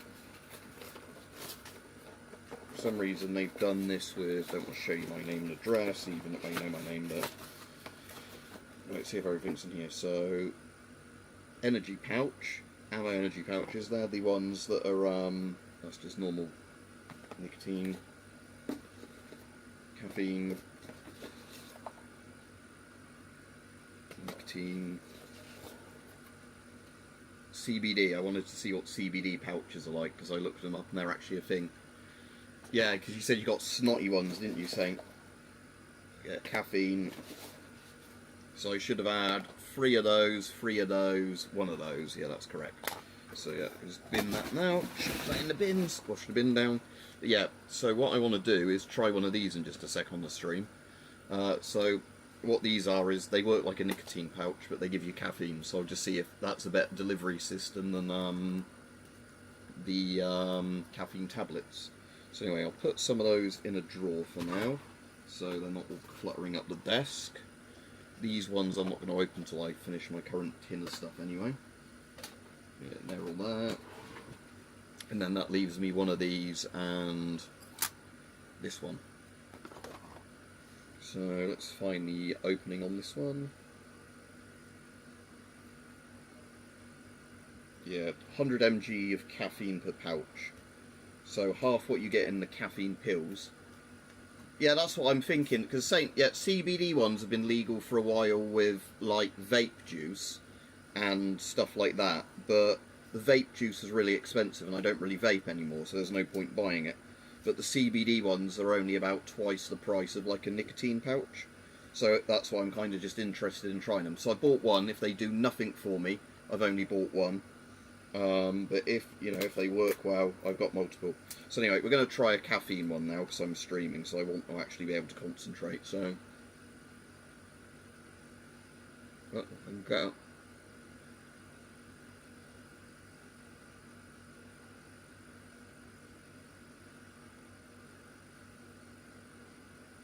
There we go. It's quite a nice peppermint flavour on this actually. Flavour's nice on that. Right. Anyway, just have some water.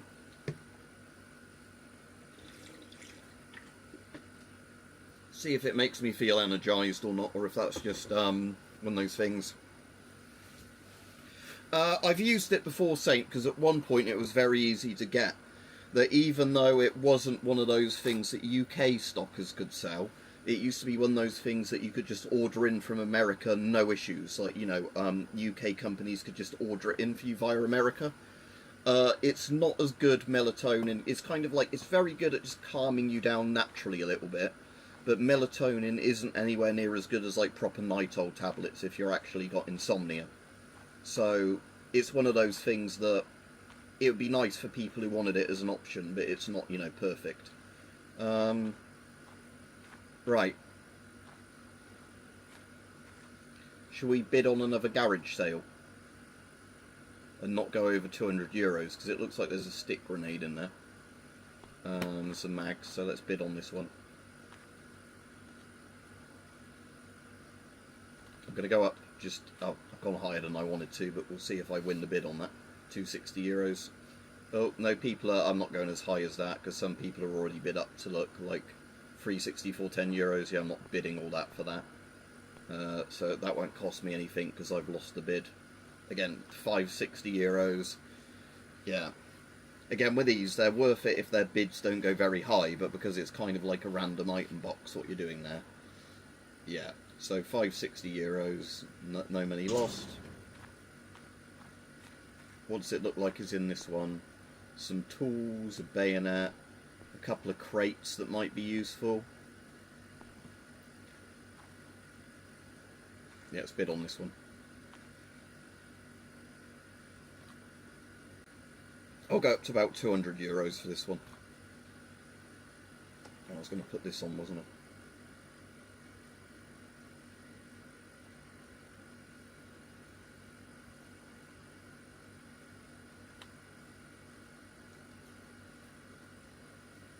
Right, that's as high as I'm bidding on this one.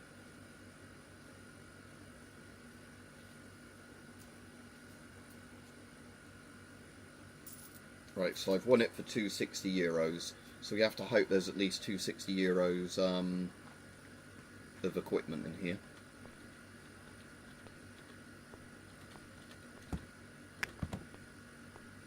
Again, the crates, that's an actual right size crate, so that will be good for taking into the field. Yeah, it would be very good with a pulsar. So yeah, like I said, if we sort that out Monday, hopefully Royal Mail should get it to you by Friday. If you get those batteries, like you were saying, just the disposable ones for now, you get plenty of life out of those before you save up for the rechargeable ones. And yeah, if there's not light pollution, Star should be very good with a pulsar. And again, like looking for animals and stuff in the countryside as well.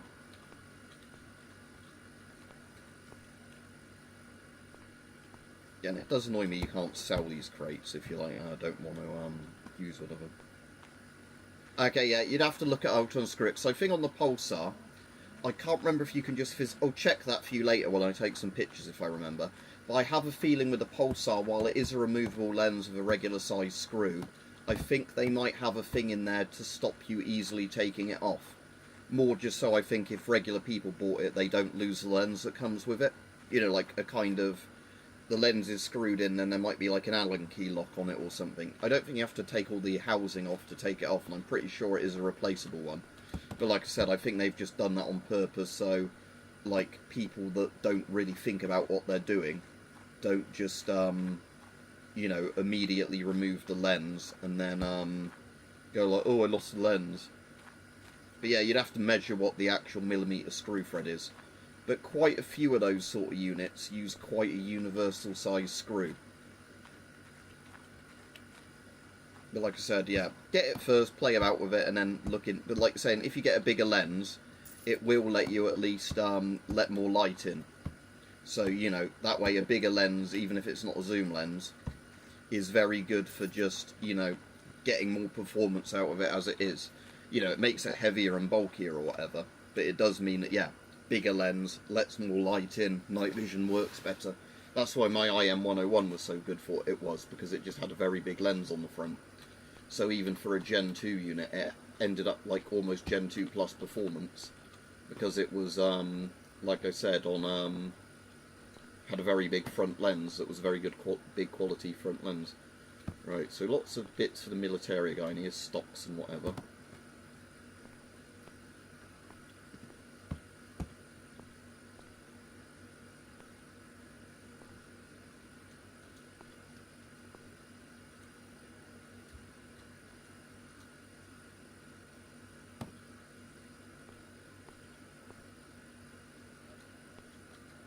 What's that?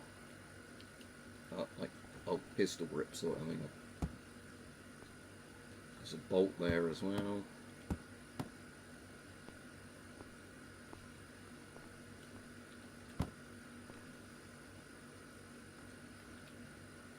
Is that a grip of some sort? Can't really see under this lighting.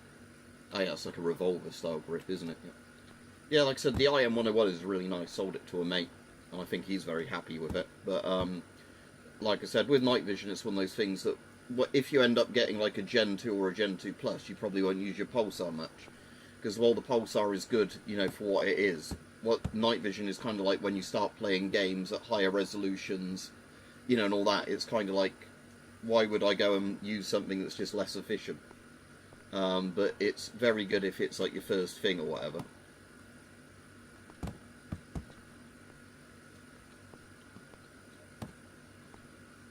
Right, any more actual milsurp stuff here? Is that a revolver thing, that one? Yeah, revolver cylinder. Got a mag there as well, and another bayonet. Or that might have been the bayonet that fell out. Yeah, exactly. It's kind of like if you were planning on buying a PS2, you wouldn't want to watch videos, would you, of PS5 games or like modern PC games, graphically. Yeah, there's a reason those sort of night visions cost an arm and a leg. Like, they are very good, but again, it's like, for just a bit of casual night gazing and whatever else, PVS 14s are very excessive for most people without a massive disposable income. Right, let's see how much Militaria worth of value is here.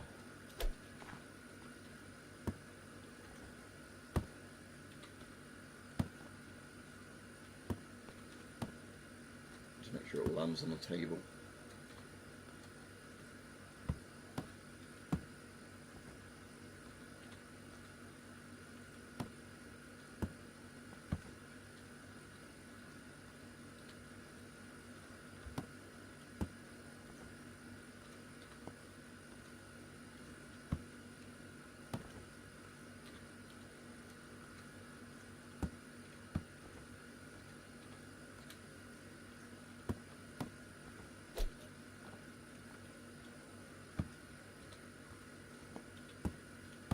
Okay, that's €368 for all that. What was the price I bought this unit for? I think less than that. And I've already sold like $16 worth of books as well. So yeah, I've already made like €110 profit or whatever on this. Oh, I tell you what I could do. Let's get one of those crates back. And I've got a rusty padlock here as well that was from France. I'm just going to sell that quick. Rusty padlocks. Dogmuck kids. So that's only worth like €3, whatever. So yeah, let me get one of my boxes back. Say this big one. I'm just going to chuck everything in here. Alright, Sherlock. I'm going to chuck everything in here to just put on that table. So like I said, this is what these boxes are meant to be used for in the game, I think. Is that you put them down, you shove loads of shit in them. I just need shit that's going to lay flat, not like the steering wheel.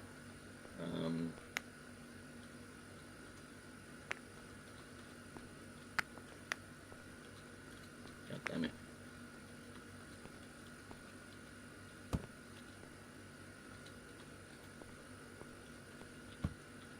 Jerry can probably won't go well in there either, but...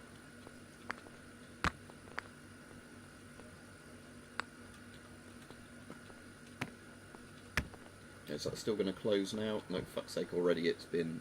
Is it just that blocking it? So that's why you want the really just deep ones, so you don't have to worry about, oh, there's something slightly poking up. Let's try taking the axe out. No. Mirror. Okay, they'll just sell everything in there so far. So, how do I pick it up again? There we go. So take it to this guy's table again.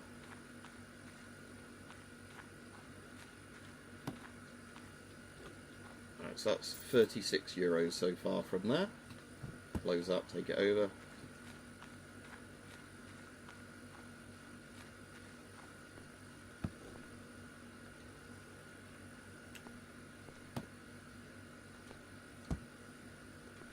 Lay flat. Lay flat, you bastard. Why don't you want to lay flat? There's not much that should be blocking you from laying flat. There we go. Is that gas mask filter? Oh yeah, look, there's a rusty gas mask filter. Looks like a GP5 sort of filter. Let's waste some oil on that and see what type of filter it actually is.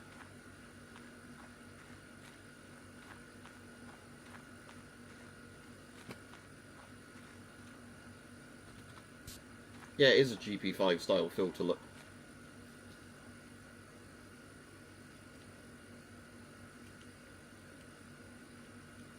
Yeah, so we've got a GP5. I won't sell that, I'll keep that. Yeah, I thought that was just like a rusty pan or something. Well, not a pan, but you know, just like some sort of rusty bit of like junk before I you go in. You go in. You go in. Right, it's still closing. All right. Yeah.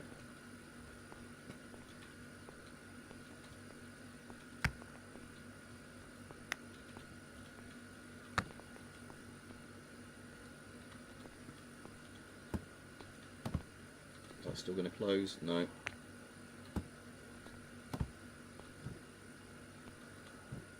God damn it. It's blocking some closing. There we go. Right, let's sell this again. Like I said, I think if you buy the crates, you might as well, not as much. It does a tiny amount, but that's mostly the really old ones, Saint, because they have massive, like, 1970s, 1980s, massive step-up transformers. More modern night visions use just much more modern electronics, like you'd have in phones and whatever, that don't need to make like noise. So it might do it a bit, but it's not going to be like the retro ones. It's certainly very quiet. It's only like Cold War ones I've really heard that on. It's because it's just sort of like lower quality old electronic sort of sounds. Right, let's just take these two over to the table without putting them in the crate, because they're going to be annoying. €8, 18 €. Yeah, so we've made quite a good profit on this particular garage sale.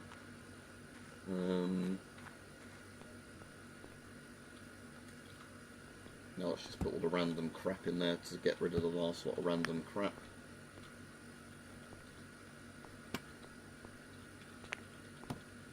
And I'll see in a minute if I can afford to buy the car I want. The UAZ with the massive open back, so I can just put any size crates in I want. Not having to see, oh, I can't fit that in my boot sort of problem.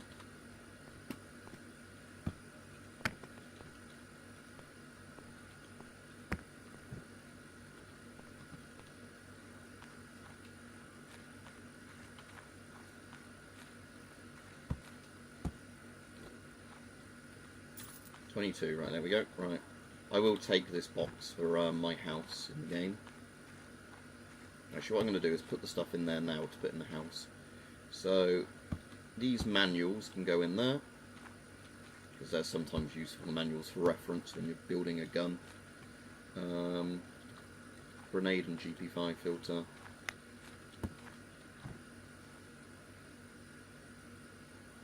They have, Saint. There's been a couple of like skeletons with Russian and Soviet and like German stuff, where they find old shit like that.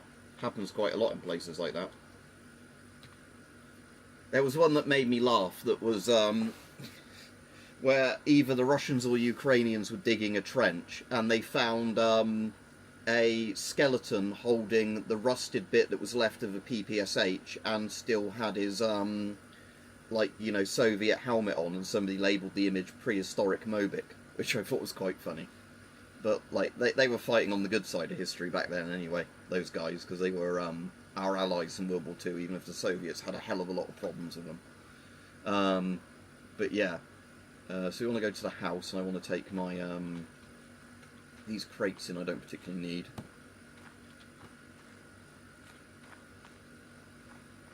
And when Russia blew up that dam, if you remember when Russia blew up a dam, what happened when that happened was loads of like World War II skeletons and equipment, rusted equipment, was found on like the riverbed that had long been like, you know, kind of buried.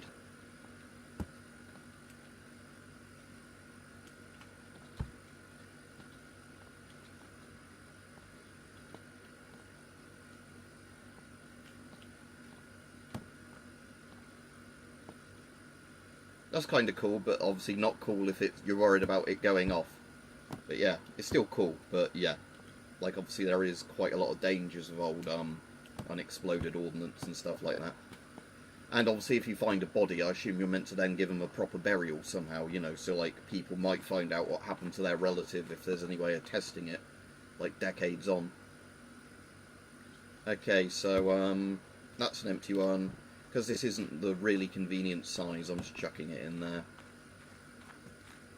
Same with that one, it's kind of useful, but also not useful. Because I want the really big crates, ideally, in this game. You know, like that one I've got, like that type or bigger sort of crates. So yeah, what we're going to do now is see if I can afford the car I want. So, dealership. So I'm hoping if I can outright afford... Oh, it's 6,500, fuck's sake. Because I can't sell my current car without, See, the reason I want this look is just chucking everything in the back really easily. I know that's a cheaper way of doing that, but I want a fucking UAZ rather than one of these. And obviously the big truck is going to be the best one for just randomly, like the big Gaz for doing that, but I just want the UAZ because I think they're cool. UAZ 469. But yeah, so anyway, I need another grand to do that.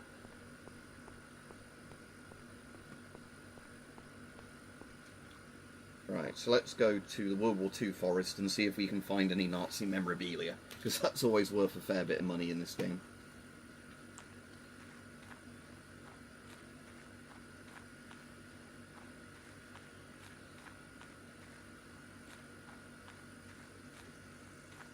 Oh, there's a pistol that's not even buried. A bit of a Tokarev by the look of it, look. Yeah, I think that's a Tokarev.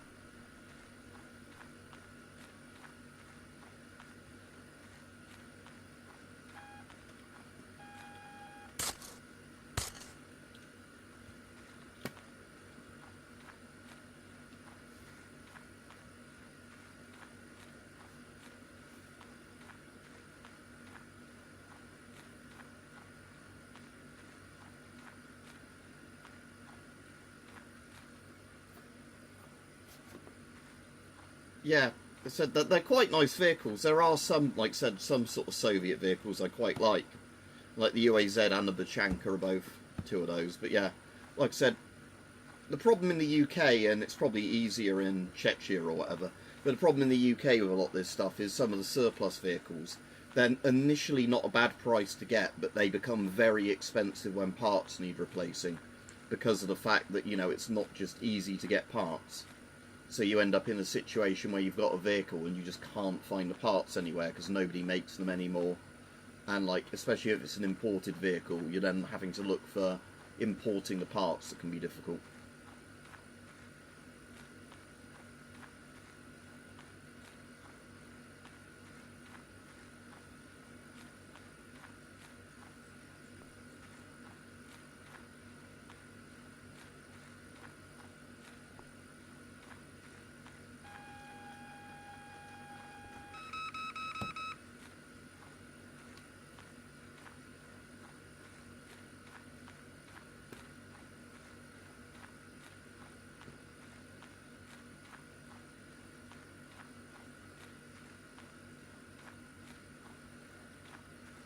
I'm sure in this you can very methodically mark out a path and keep going up and down on it, but I just normally just run around, see what I find, and because again it's a very casual game, this, you don't have to worry about being in debt to people and stuff like that, and paying your things off in a set time frame. The cost of living is much better there compared to the UK, Saint, in terms of, like, you know, wages compared to, as far as I understand it anyway. It might be getting worse, but from what I understood, at least in a lot of Eastern Europe, it is, and Central Europe, it is much better in terms of you earn whatever wage from your job, and groceries and rent and all that are much more affordable in comparison, especially in like the shittier old ex-commie block housing. Because I think we were having a chat on here before where people going, oh, but Khrushchevskas or whatever are so shit you wouldn't want to live in one. But lots of us are making a point, in the West, a lot of people end up homeless because they can't afford something even if they're working a lot of hours. So a shitty apartment for low money is better than no apartment.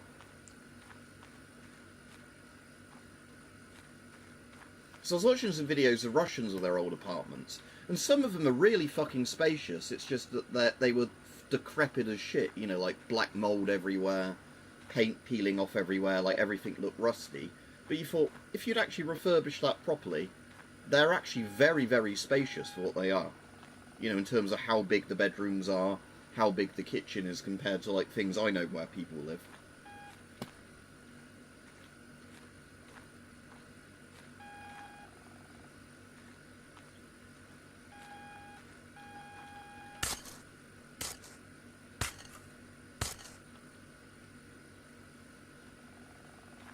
Okay, so yeah, it's a good price. I mean, did that one have anything wrong with it, though? Because sometimes, if they're cheaper, it's because it, like, will immediately need a load of repairs done to it.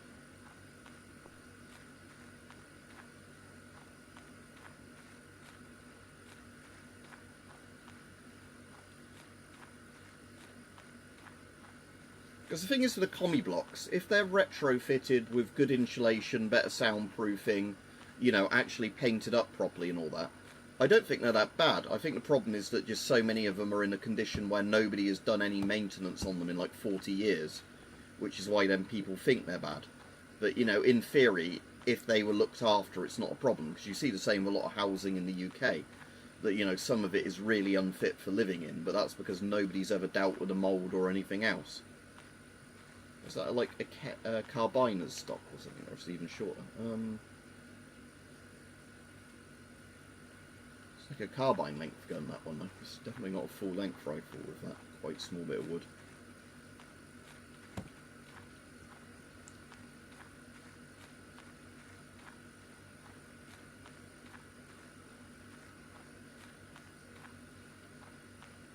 What time did I start streaming? I can alt tab and it will tell me, hang on. I started streaming 2 hours ago. Okay, I'll stay on a bit longer, but I won't be on infinitely longer because I do have some stuff I need to do later. I might, once I've done this, set that tripod up properly and film a video using this tripod, testing it out with one of the cameras, but like I said, don't want to do that at the moment because of the fact that you know, I haven't cleared a space to deploy this tripod at the right height. But like I said, with these, they're designed so you can like wrap them round stuff, in theory. And then, like, yeah, you can just have your camera hanging at a weird angle because you can just wrap these around anything and use them like a, you know, it's like if I did it with my arm right now. And then,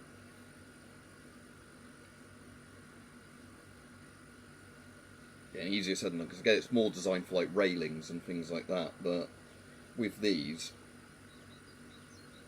yeah, I think the idea is that, yeah, you can just set the camera up at any weird angle you want to, whatever, because you can just, like I said, put a camera, mount it on, like, you know, a pipe or whatever. So like I said, it should be quite good. It's just a case that, I've got one coming that's a smaller one that has magnetic feet, because sadly none of the companies now do magnetic feet ones anymore. And like I said, with this one, you can have the thing at different angles. I wonder what that bit's for. Just obviously screw something into that as well. But, like I said, this had mounts for other style of cameras, but I'm just going to use that with these sort of cameras I'm filming the stream with.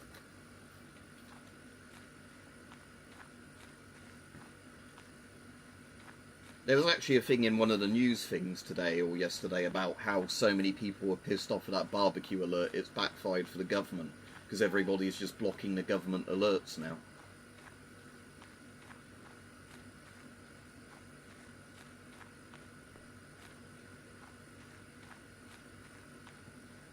Yeah, if I've been on over 2 hours, I am wondering how hot that's getting. It doesn't seem that bad. I'm wondering if that's because with this one I've got it like in a little corner of the stream and that doesn't mean the camera has to work as hard, I don't know.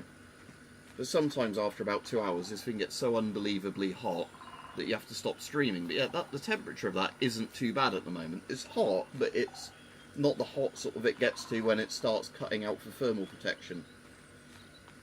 Yeah, that's what they're meant to be for, Sherlock, and they're meant to be localised, you know. So it's only for something directly affecting you in your area. But they did one a couple of days ago to warn people not to have disposable barbecues because of the risk of wildfires, which is just common sense, even though I know common sense isn't common. And then, because it was a nationwide one that went to loads and loads of people, you know, like basically everybody in the UK that had a phone on except me, because I had the thing blocked beforehand, because I got annoyed when they were just doing the test ones every now and then.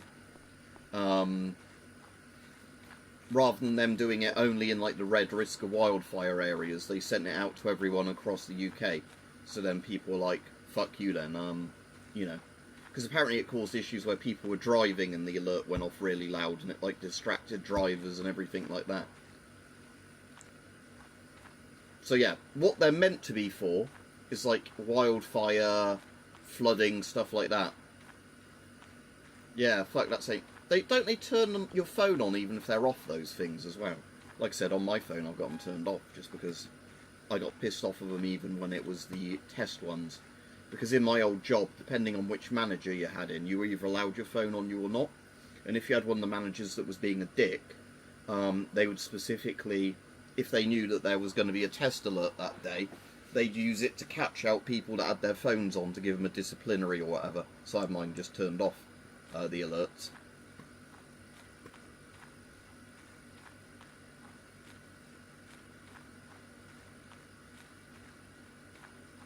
I think it's using a special notification thing, because I think if your phone is turned off, it turns your phone on, and even if you're on Do Not Disturb or whatever, it overrides it. So people were saying it's like really bad if there's somebody that has an emergency phone because of domestic abuse or something like that, and then that phone would be making a loud alarm sound, and somebody might find out that somebody's got a secret phone somewhere.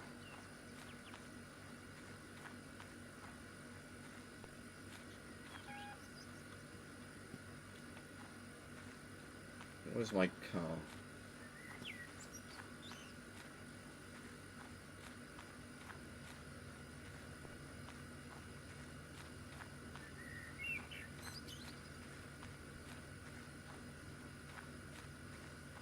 Yeah, probably Saint, yeah, as well.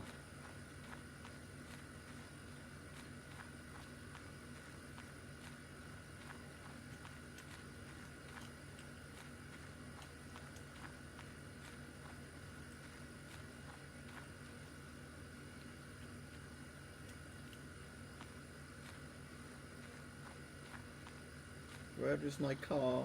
There it is.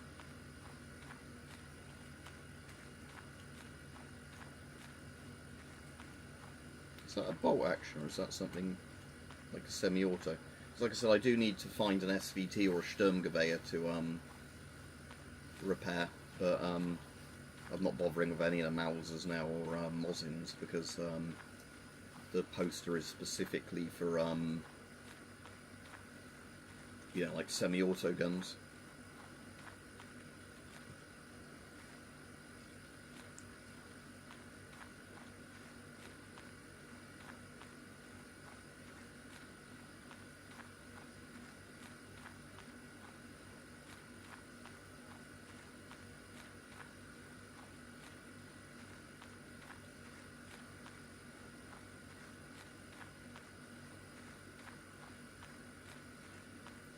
Yeah, and exactly, and my friend was saying, oh, but what if you get nuked? And I'll be like, then I'll happily not be aware I'm nuked till I'm evaporated, rather than panicking for like 7 minutes before the inevitable.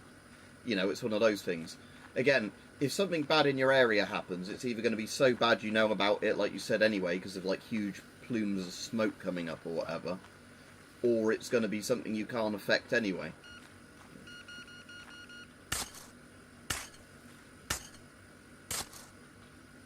Is that going to be too big for my bag, that shell? I reckon the answer is yes, but yeah, easily. Okay. Yeah, Sherlock. Again, luckily with my Chinese phone, because it's a Chinese one that, you know, like is sold in lots of different countries, but doesn't really have a tailored thing for each country it's sold in, it's quite unlocked in the sense that they let you turn lots of things off. But, yeah, I bet as Saint says, it will be far-right fucks turning off their notifications.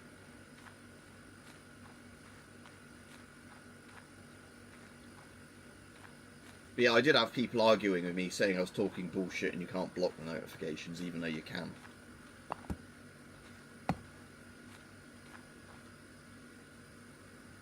I'm just going to sell these at the market, then I want to have a look at the fair to see if anybody's selling the... I need to get a book on Sturmgewehrs though, don't I, and stuff like that.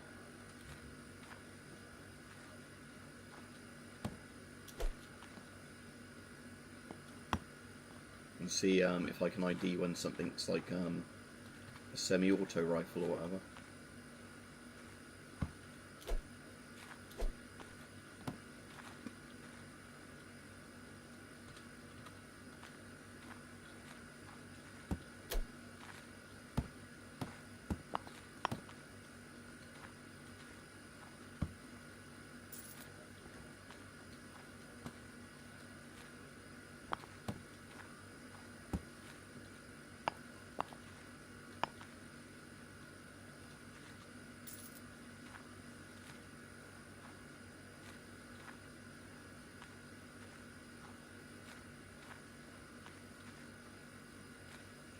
And I don't think the thing covered like PPSs, did it, or MP40s? It's literally just semi-auto rifles.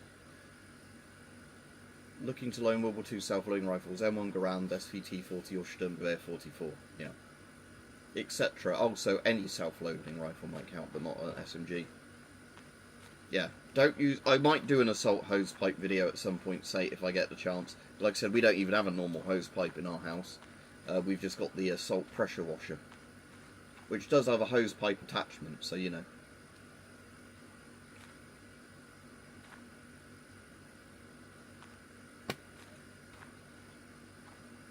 Oh, an AKM bayonet. Or an AK-74 bayonet, whichever one. Let's see how close... I'll buy it, just because of the sake of I've got one, but let's see how close the game one looks to a real one. So, let's get that about there so you can see it properly.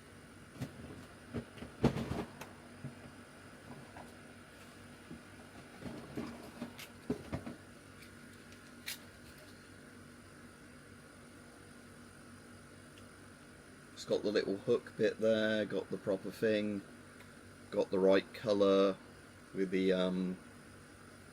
block there.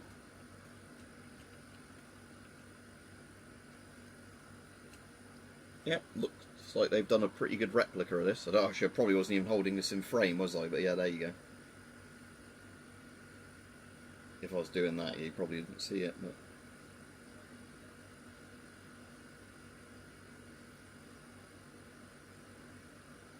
yeah.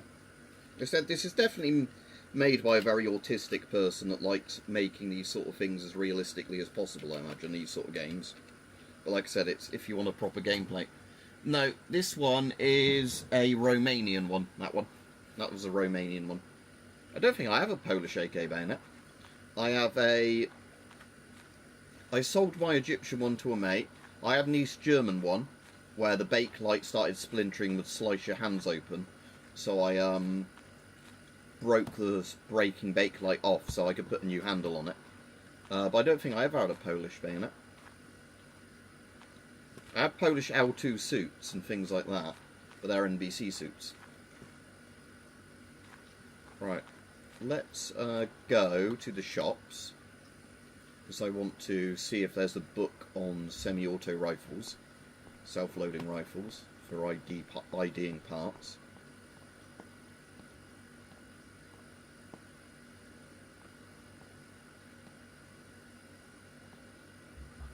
Stahlhelm, Soviet helmet, Hatlin or whatever.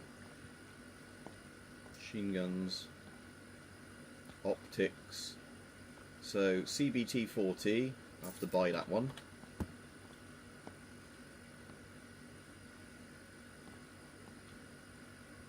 Kalashnikovs, we're not dealing Kalashnikovs.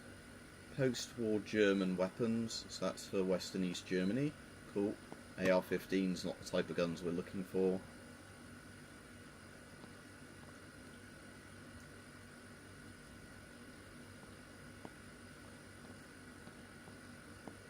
I don't think they've got any books in, have they, on, other than this one, of the self-loading rifles, because that's anti-tank. Machine guns are going to be actual machine guns, not like self-loading rifles. Yeah, right, well, at least we've got the book on Tokarev self-loading rifles to ID any of those. I think it depends. Some bits were good, some bits weren't, Saint. That's the weird thing. Because apparently some of the Bulgarian AKs, weirdly, was stupidly good quality. This is the weird thing. So, in the Cold War, yeah, apparently you had this really weird thing where, it wasn't always how you'd expect it to be. Oh, that looks like a better metal detector than my one. Yeah, let's buy this one. And I can sell mine to, the thing, can't I? Attack warning red. Attack warning red. Just drop that a second. Let's put my one in the boot to sell in a bit. Equip this one as my actual one I want to use.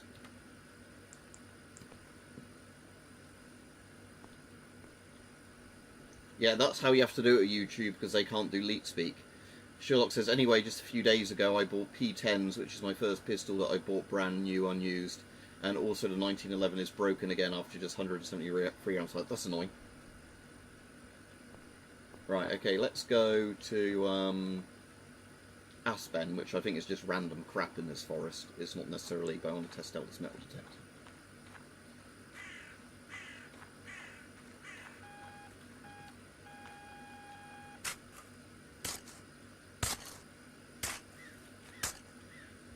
Wow, a rusty can.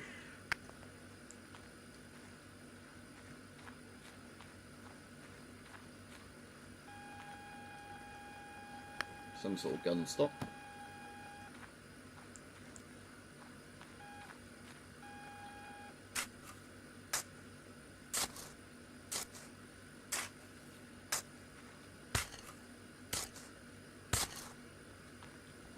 A rusty can.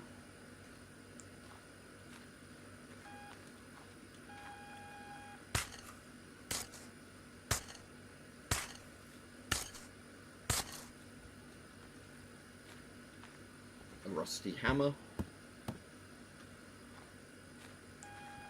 Nope.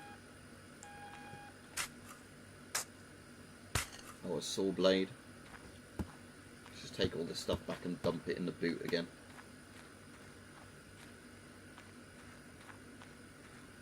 Yeah, that'd be pretty cool, Saint. And then get done as like an arms dealer or something by the government. I don't disagree with you. I'd love to look for like old missing kit like that, but you know the government would fuck you, wouldn't they, for doing it? Seeing if I can get this stuff to fall a bit flatter in the bag. There we go. So I can get more stuff in it. Oh, a tyre.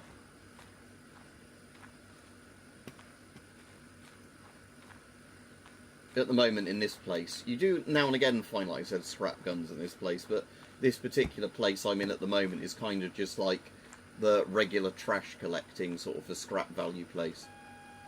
Apparently a whiskey bottle or whatever sets off that. Okay. Oh, maybe it was something underneath where it was. Oh, it's a hammer. Okay.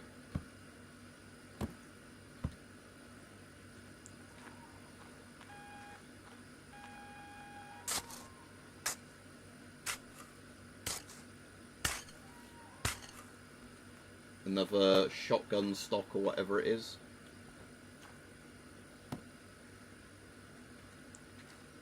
I think this metal detector is a lot more sensitive, so that's quite nice. You definitely can find stuff easier without having to run right over it. And again, the other metal detector I had was way better than the one you start the game with, which is like some old, like, pommy-looking minesweeper. Yeah, you can say... Yeah, it's called Oster. Like I said, you have to get past the jank, because I hated it to start with. Because the jank was so janky that, you know, like, you were trying to do stuff and couldn't do it. But he is constantly, like, patching stuff, and, the jank kind of has a bit of charm once you get past certain bits of the jank as well. Oh, another rusty can, great.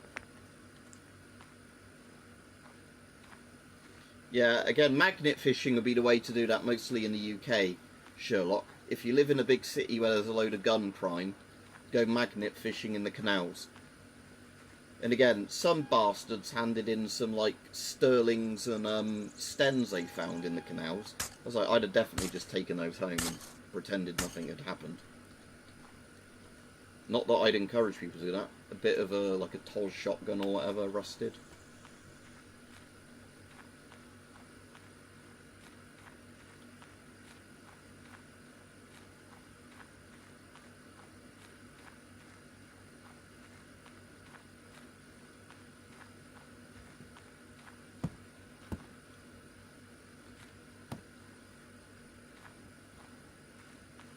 Tell you what I'll do with the SVT-40 book, actually.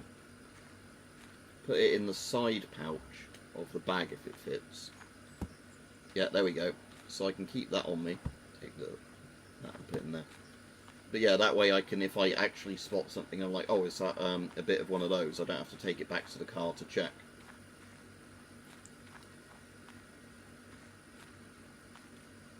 Is that something?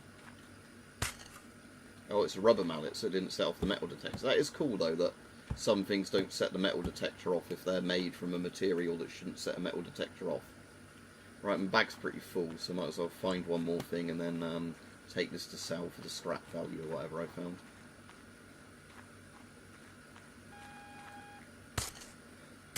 Rusty jerry can. Okay, yeah. Yeah, again, they're not silly prices for even fairly good models, Saint. It's just like I said, near me, there's not really where I could get easily where I'd expect to find anything at all. A few £100 for the really good ones. For like £100 you can get one that's pretty good for just amateur metal detecting. Like, you can get ones for like £20, but they're probably quite naff. But what I'm saying is it's like one of those things where, compared to night vision, you know, like even the top end ones aren't that expensive from what I could see. You know, and for like £100 to £200 you could get one that's very, very competent. You know, that some of them even have the directional screens, where you can't really see it with something like this. But like if it was in front of the detector that way, it shows you like it's that way, kind of thing. So, you know, as you're scanning, it kind of gives you a distance estimate of where it is, like both downwards and if you're sweeping like that, what direction until you're like kind of dead above it, to save you, you know, like digging multiple holes in an area to find a thing. So, like I said, I suppose they're not that expensive because the technology isn't that complicated. But yeah, that was a Polish guy that invented the first minesweeper, if I remember right, in World War II. Like metal detector minesweeper, that was like working with the British Army, but you know, as like an expat Pole because Poland had been taken over.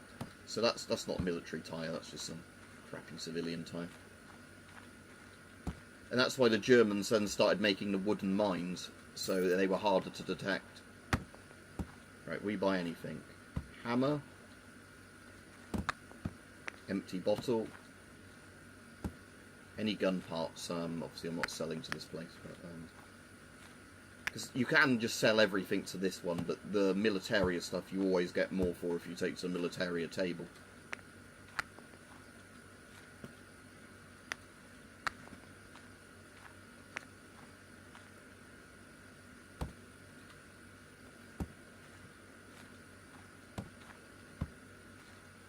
That was €25 a crap that. Let's sell the gun stocks.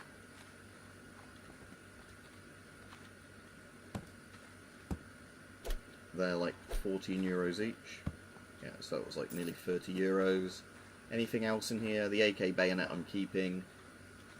Oh yeah, there's a saw blade to sell to that thing. There's a like rusty Tos barrel to sell there. Oh yeah, I was going to sell off my old detector, wasn't I, as well? Because I don't think detectors break in this. Once you've got a better detector, there's no point keeping the old ones because they're just no use. Oh yeah, I'm sure that, yeah, even if you're not fishing, the government will find, oh, you're actually clearing trash out of this canal, were you? Fuck you, you're in trouble for that. Don't you know we have to spend loads of your taxpayers' money hiring people to clear out trash from the canals? Just like you can't fix your own potholes, or like the guy who made a little staircase for like a little wheelchair ramp for disabled people, like where he lived. He just like, because they had to go all the way around, he did a thing where he just dug a little bit of stuff and like made them a proper railing with a ramp. Everybody in the local area was grateful for it until the council found out he did it and then fined him the money it would cost to have it torn down and then just turned back the way it was. Exactly, Saint, exactly. Oh, that's pretty cool, Sherlock, yeah. So like I said, I still need another like 600 odd euros in this game until I can get the UAZ. I might do all that before I go off this stream, look for the UAZ.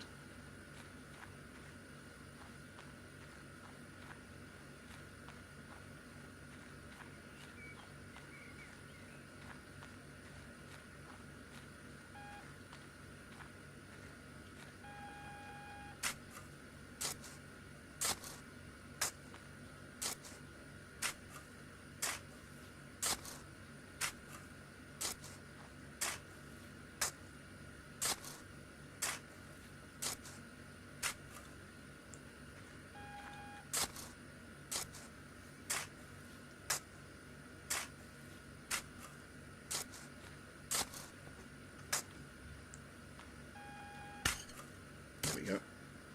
That was just a bit of a revolver.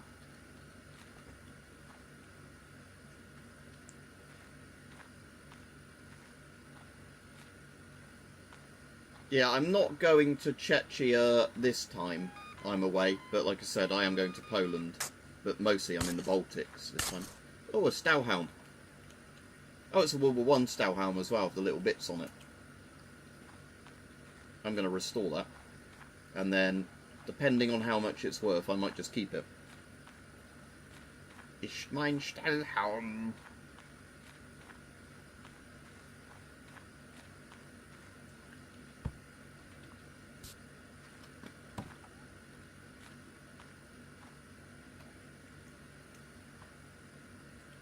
Yeah, so it's the one where you can... So yeah, for the people who don't know, I'm sure sort of people watching these sort of things know, the reason you've got those weird, like, knobble bits on the old Stowhounds, the World War One ones, it's where you can hang reinforced armour on them. So it's like a mounting point for, like, the reinforced armour plate that goes on the front for, like, the sniper-style masks. That's what that bit's for.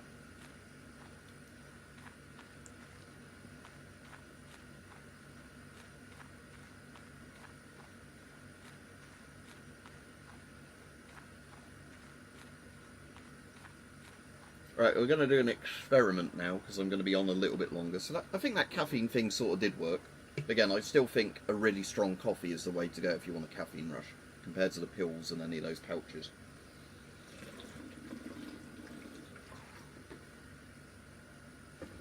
We are going to try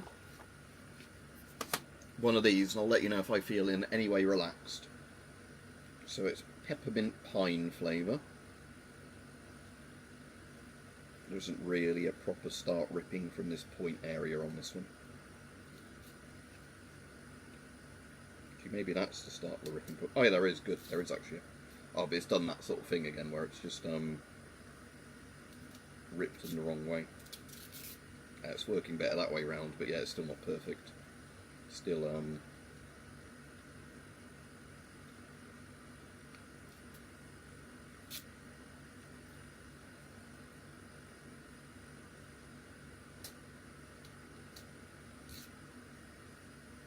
should be enough to prise it open. Does smell slightly weedy actually, even though it's obviously peppermint flavoured. Right, here we go. Let's try and find a spot in my mouth where it's not too sensitive. So this is high strength broad spectrum, 50 mg CBD per pouch. There's the ingredients if it shows up on there and doesn't lose focus. So I'll let you know if it makes me feel relaxed as I'm playing. So like I said, in the UK, CBD is legal, not THC.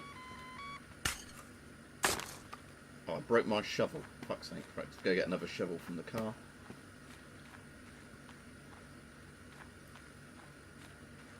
And Sherlock says you could build your own gat out of the stuff we have on the flea market. They sell unregistered unrestricted parts, trigger mechanisms and all rest receivers. Restricted. Pretty cool. Make your own like looty thing out of proper parts. Right, I've got another shovel then. There we go. That's why I've got spare shovels in my car. Because the first time I didn't realise there was a shovel breaking mechanic in this game. And I was like out in the middle of nowhere in the game and didn't have any spare shovels. I was like, shit.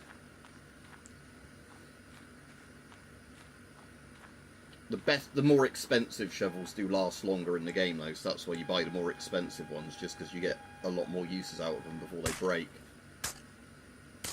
There's a barrel.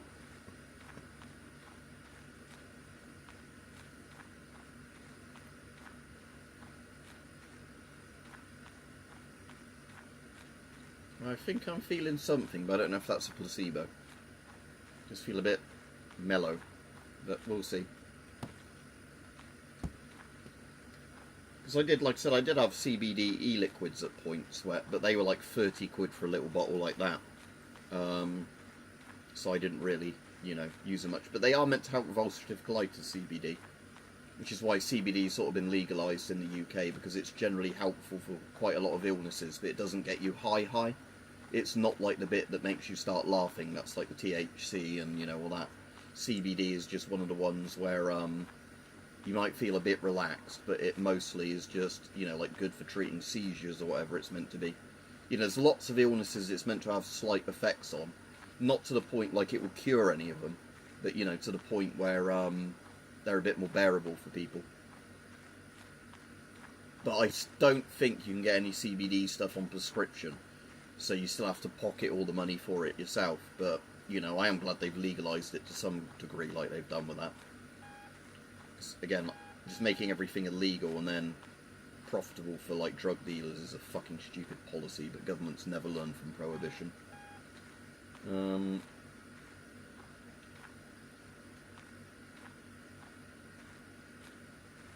Where was that going off?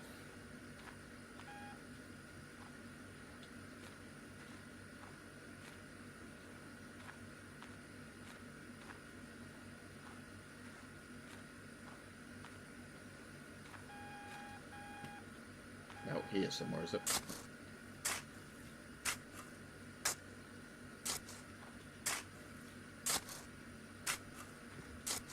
Come on, where are you?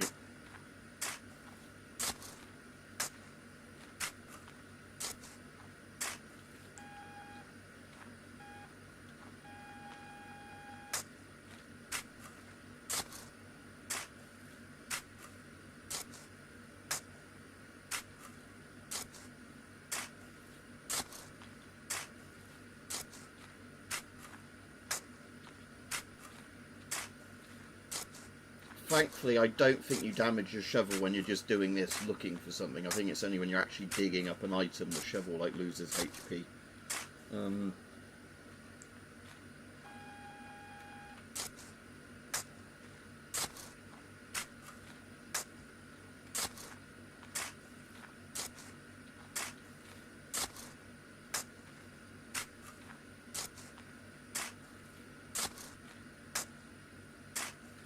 Right, where is this thing?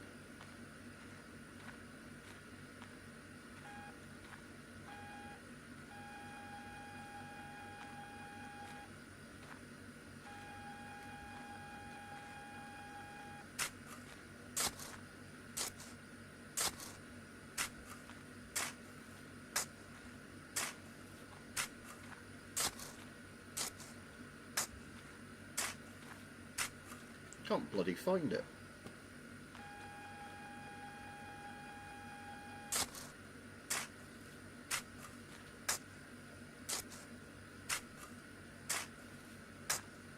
Because you normally get a slightly different... There we go. Like I said, a slightly different sound when you're hitting something. Oh, it's a clip, is it? All that for a little clip. That would explain why it was hard to find, though, because it was a very small thing to hit with a shovel.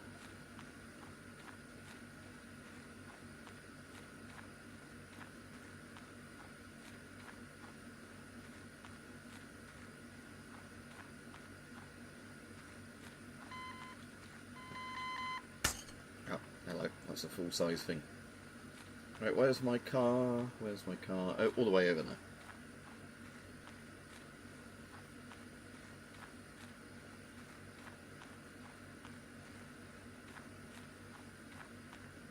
Like I said, I just want to scrape together like another $600 odd, and then I can afford the UAZ. And then I think I can immediately sell this car for quite a big profit. Well, not a profit, but, you know, immediately scrape back quite a lot of money.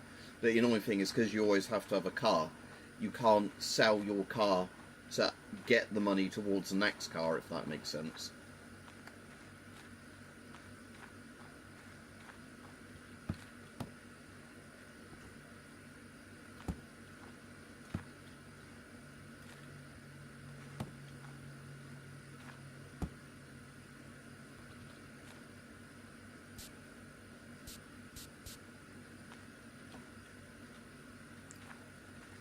Right. Like I said, won't be on too much longer. But I do want to try and get that UAZ before I go off. So just get a couple of $100 more and then should be good. Again, sometimes you can find items that are really expensive for what they are, which is great. But then other times, like I said, you just dig up things that are like $30 each or whatever. Bayonet. They're a bit janky at fitting in the backpack. Well, let's try it. Yeah, there we go. Okay.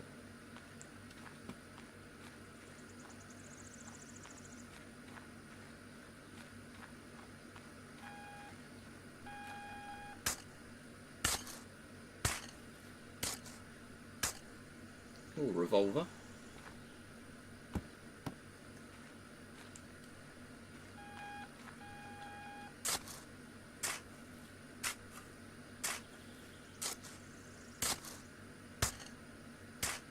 Barrel.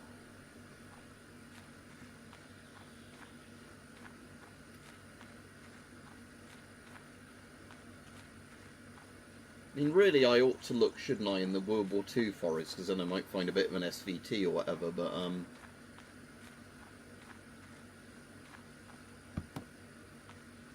now, with that revolver... No, it's beyond repair. Okay. Yeah, let's just see how much I get for this. Oh, I didn't want to go to the fair, I had to pay money to go here. Oh well. We'll see if there's an SVT while we're here.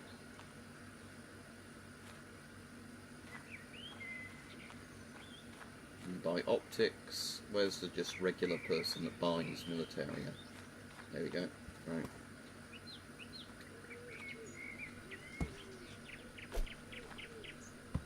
€25.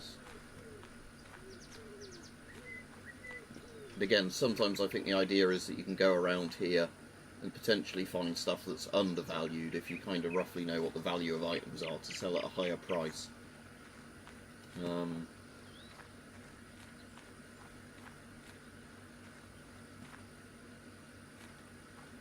let's fit anything we can fit in the backpack again for taking to the military store. Did I say I was going to keep the German helmet? I'll see how much it's worth, because I do want to get stuff in the game, like I said, to just be able to sort of more advance the game to unlock more places. Right, with both of those in there, let's take these in hand and then put those other bits out of the bag on this table. I'll sell the helmet completely separately so I can see what it's worth. Because again, if they won't give me much for it, I'll keep it, but if the helmet is worth quite a bit, then I'll just sell it. So, €60 for that one, €173, that's good. Right, okay. So, helmet, €75, yeah, I'm just going to sell that. And then, just a little bit of the revolver in there, €15 just for the cylinder. Okay. 2 more bits to sell, like the unexploded ordnance, whatever it is, out my car. Then I'll run around with my SVT book looking for a bit of an SVT. Or whatever my book was. Right, so 1 fired shell, 1 intact shell. Like big 88s or something.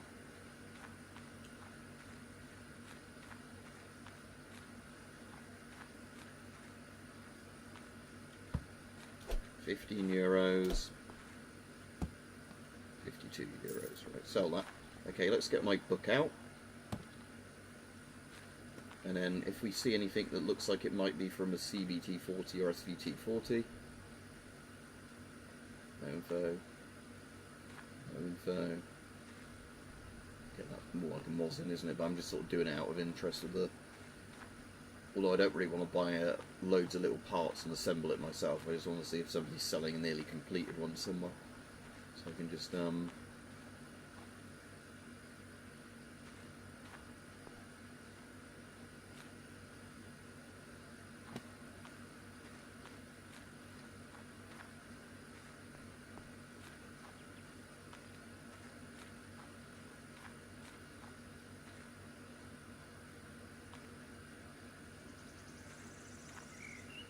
very Sten gun looking stock there.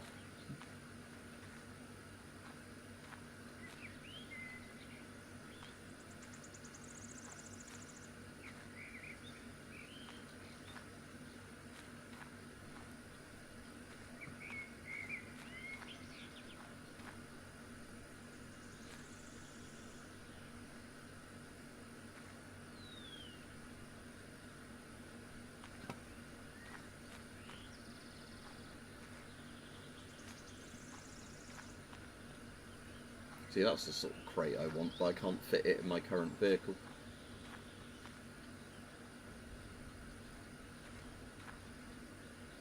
Don't think we're in luck at this fair.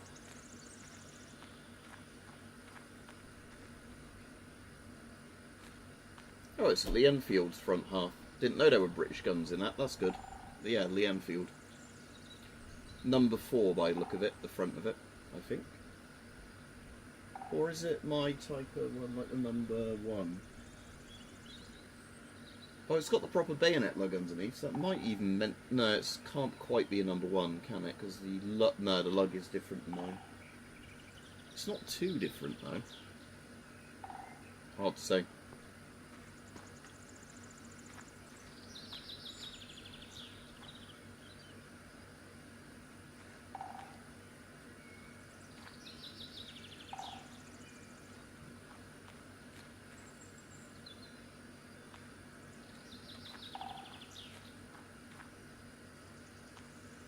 Right, not much to see at this military fair. That's like the metal detector you have at the start of the game. It's a bit naff. Right, let's put the book away in the bag. There we go. Right, okay, let's go to the World War II battlefield. I only need to get like $300 more. It's going to take ages because I'm trying to do something on the stream before I go off.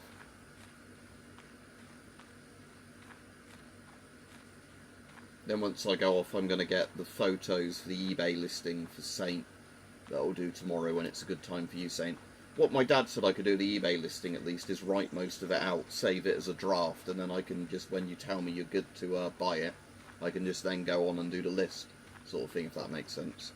So I don't have to like wait for you to be ready and then type it all out then, if that makes sense.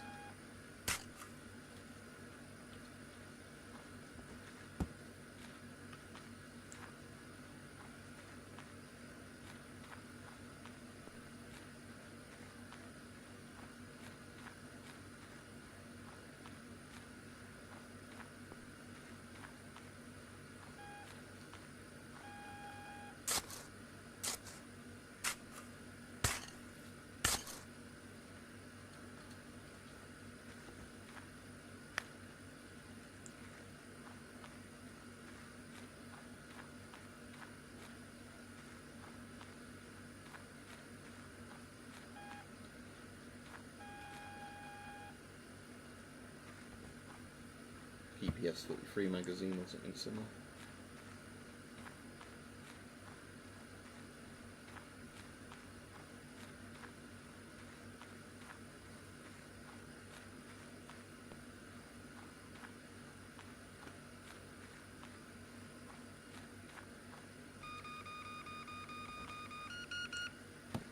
No, it's not going to fit in there, is it? Annoyingly. So it's worth, when you're just running around, keeping your eye on the ground. So like I said, sometimes you can see little things that are just sat on the surface, like that.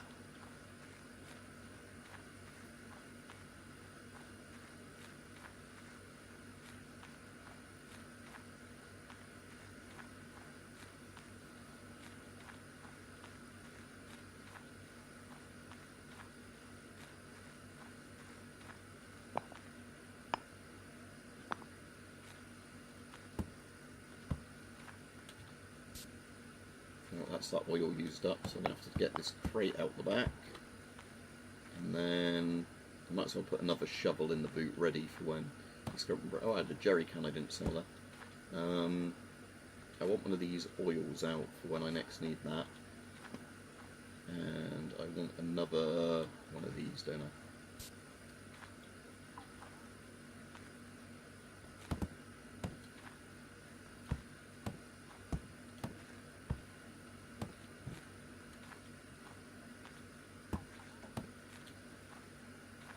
Do.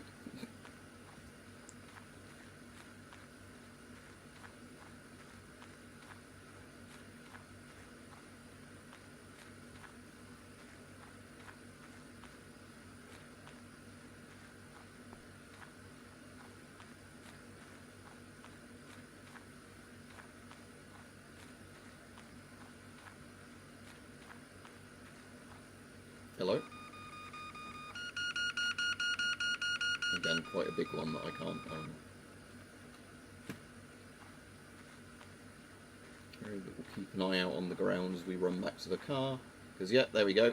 Another just thing laying on top of the dirt. Does that look like a bolt action rifle's bit, or maybe a semi-autos?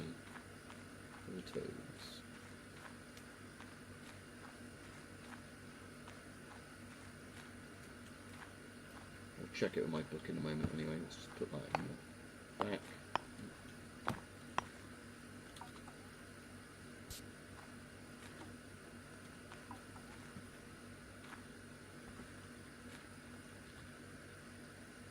No info on that.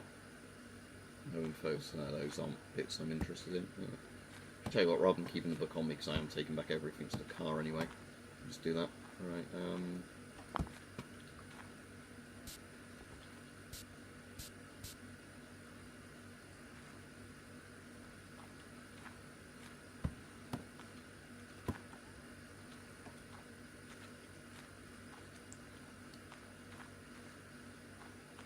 come on game, I just need to find a couple of €100 worth of stuff and I can get the truck with lots of backspace in it. So I can literally haul a crate around the woods, as opposed to what I'm doing now. To make it easier just to find stuff. You know, find something, chuck it in a massive storage box sort of thing.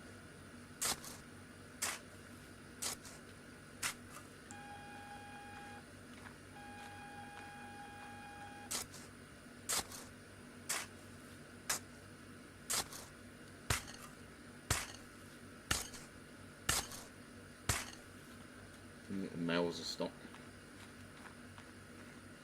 No blades. We're just trying to raise money up to buy UAZ. So at the moment I'm back and forth to various sites with the metal detectors and that. Just grabbing whatever I can to sell to dodgy arms dealers.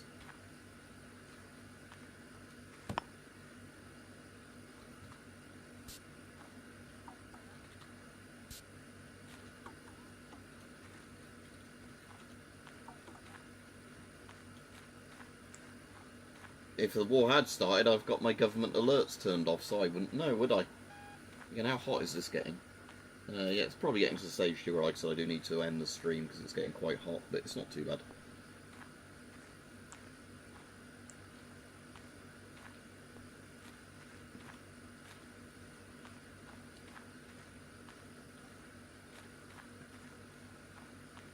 Where did this just go off just now?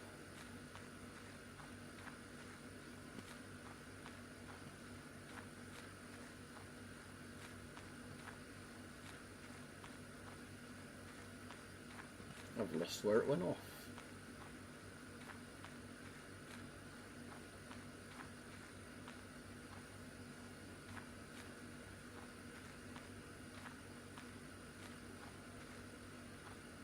Oh wow, we'll find something else to dig up. Looks like there's something laying on the ground over there.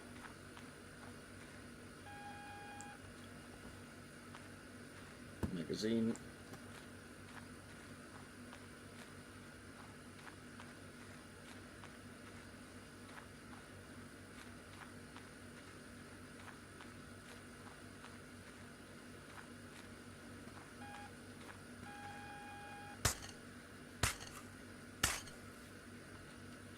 Stick grenade,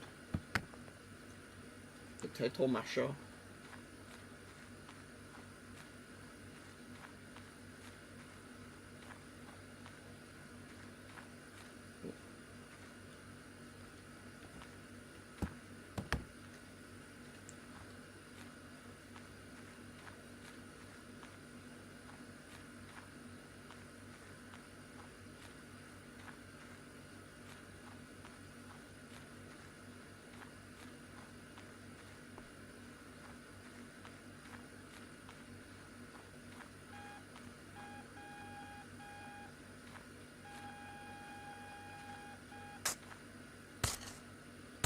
there we go.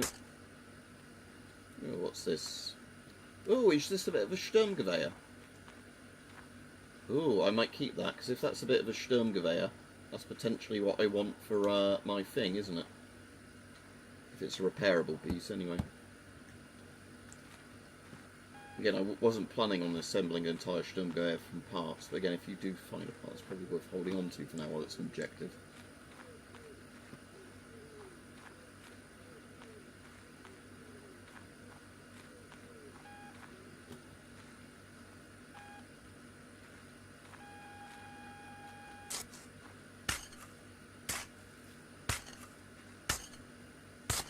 PPSH, drum, or similar.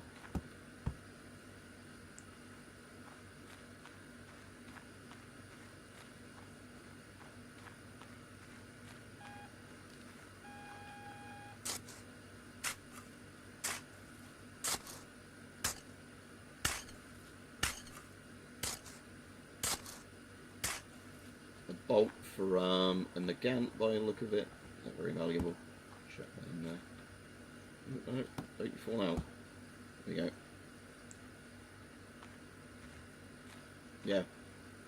I've heard it's worth more than gold. Uranium fever. But yeah, you can't find uranium in this, I suppose, unless you can find somehow unexploded nukes like broken arrows in it. Again, that's... oh, it's just a pistol mag, isn't it? Never mind. But yeah, this game doesn't do anything like that. It's just literally for looking for oh, a stripper clip again. Amazing.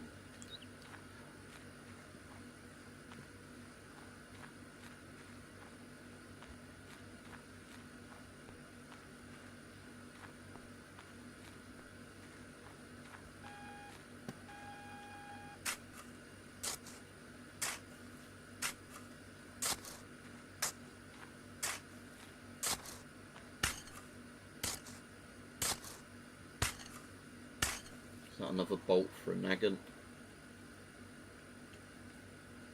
or maybe something else. It's a slightly different shaped bolt, isn't it? But still.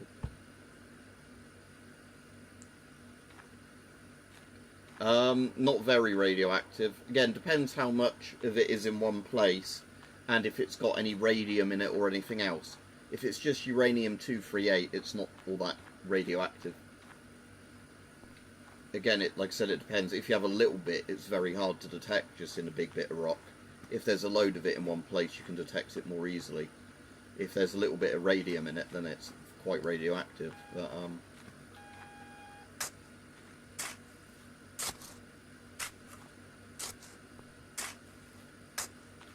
hey, where's the...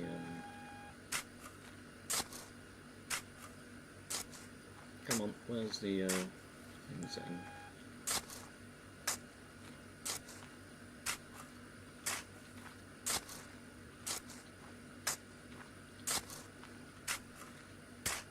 There we go.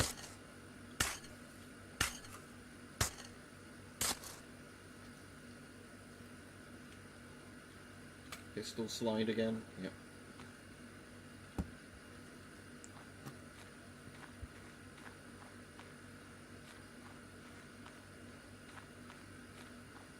With something like a radio code, a spectrometer, you'd find it more easily.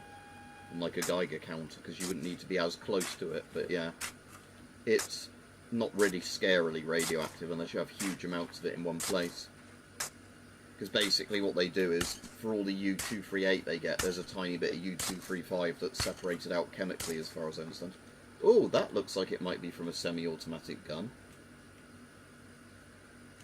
I think it is. Okay, let's take it back an idea of my book.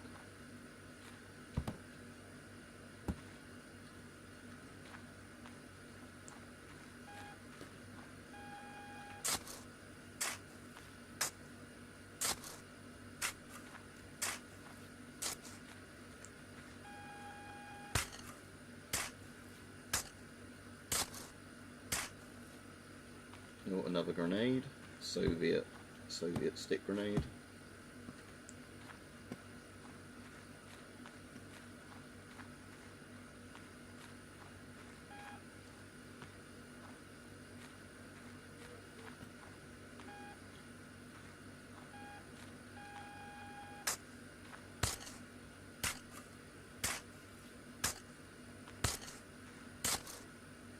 Ammo crate, is that? Yep.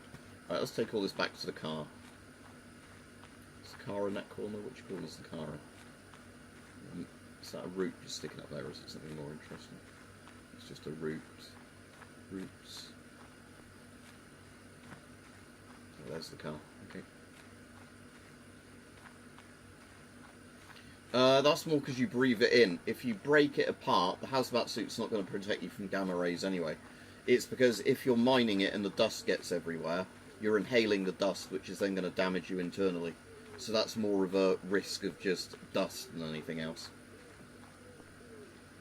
And again, in proper countries they do. I'm sure there's African children that mine uranium all around the world that don't get the luxury of a hazmat suit.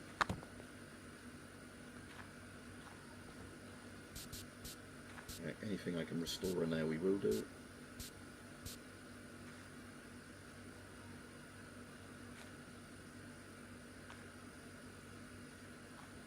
Anyway, let's have a look at this book, because I want to see if one of these bits is...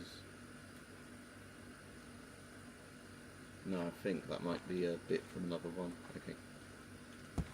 Never mind then. Right. You go in there, you go in there. Let's go and hawk everything. Right, so market, let's go sell all this off and see if I can finally afford the truck I want. Wow, like cheapy thing. Right, so UAZ. Grenade, 20 euros. Another grenade, I haven't polished the wood on it, but still, 34 euros. A bit that might be from a Sturmgewehr, what's that worth? Oh yeah, that's worth a lot, I'm just going to sell that then. Drum mag. Stick mag. Another bolt. This thing I couldn't ID, so it's probably from a gun I don't have. The book for. Let's sell that off. Right, good, we can afford the thing now, I think. Let's just get rid of the rest of the stuff I've got while I'm here.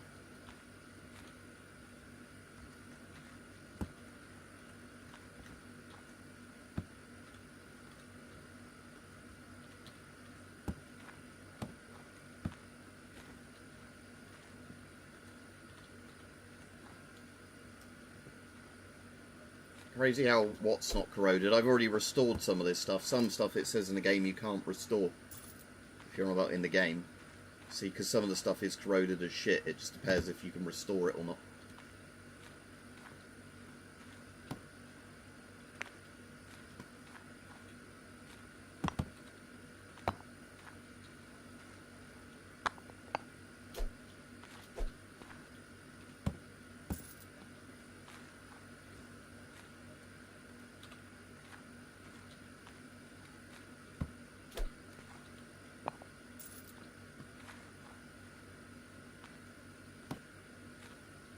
This guy goes over here.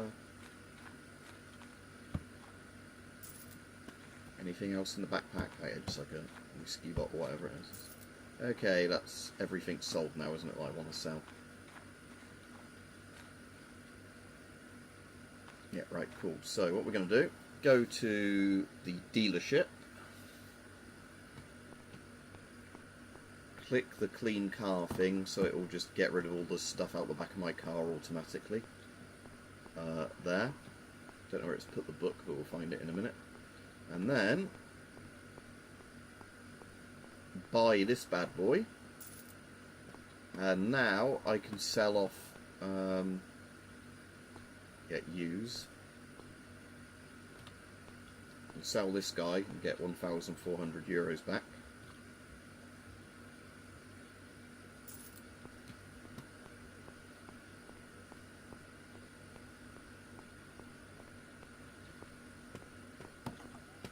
Ah, that's where the other stuff went. So okay, let's just open that up a second. So yeah.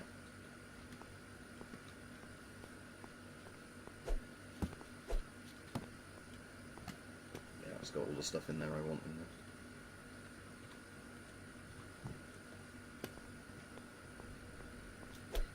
Yeah, you have to use like WD-40 and other stuff on it. Sometimes it's too degraded. You have to use like linseed oil type stuff on wood.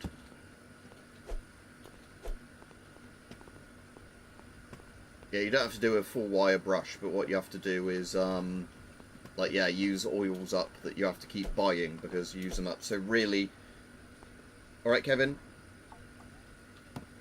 Yeah, Russia don't get these anymore. I've just bought this because I want to use it. So I'll stay on another 15 minutes if you're on, Kevin, but I've been on a very long time already playing Oster that people recommended me I get.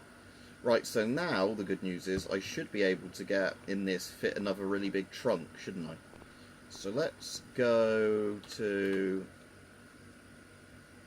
the market, see if somebody's selling one at the market. Yeah, like that. Oh, only 50 euros as well. Right, great. Good. So what I can do now is, if we go to a place where we're just going to collect stuff, is let's just have a look a bit more through this place. So this is the one that is for my putting shit in, isn't it?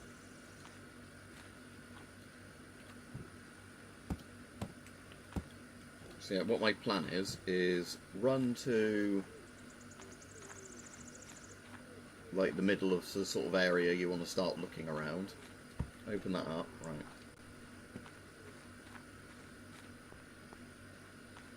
Yeah, I probably ought to have to reset this field in a bit anyway, because obviously I've spent this in-game day getting quite a lot of stuff from here, so it's, I don't know how much stuff is left on the map. Right, okay.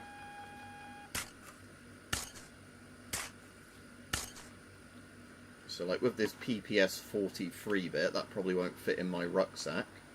So what I can do, chuck that in the crate, go get more shit, and then I can just load the entire crate back on the vehicle, rather than having to constantly run back and forth, ferrying everything to the back.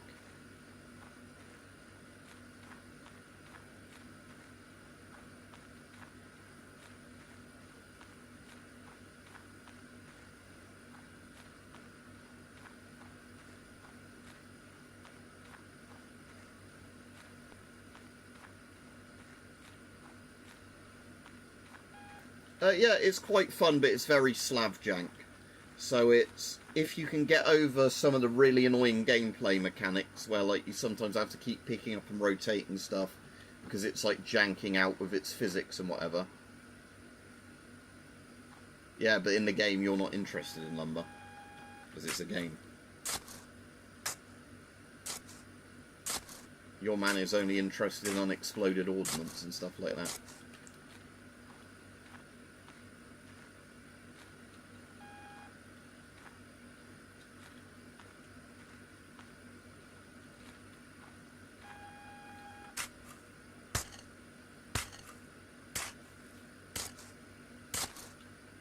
Is that a magazine of some sort? Yeah, magazine and trigger assembly for whatever.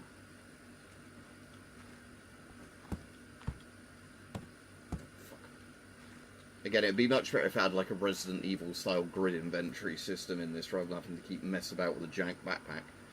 Sadly, nothing. I've got loads of unexploded ordnance I've sold, and it's not a danger at all apparently. So somebody would probably play this, think unexploded ordnance you can just hit with a shovel like a Mobic, and it'd be fine. But in reality, no, comrade, it's not fine. Is that PPSH drum by the look of it? Yeah, PPSH drum. Not what I'm after, but I can sell it. Oh.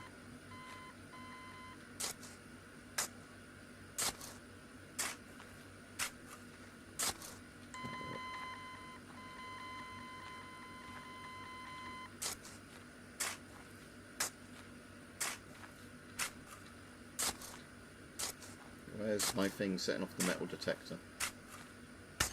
There we go. Oh, a shower. It's only a spent one. Does that fit in there, or is that one too big? Oh, no, it'll fit in there. Okay,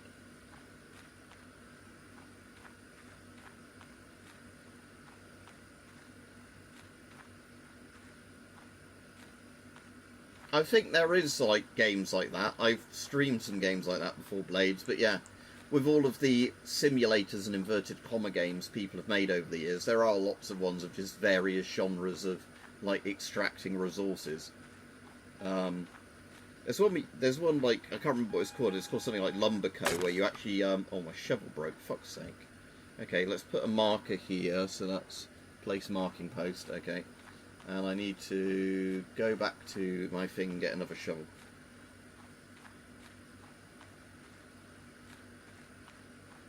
How do you know he's not using them to make IEDs or whatever, Kevin? The guy buying them from me is probably smuggling them to the IRA or something.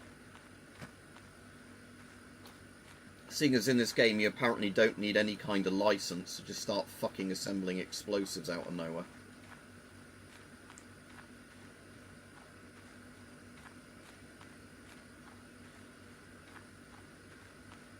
And like, you know, guns. Oh, just dig up some guns, put them together, I can just sell it to random people.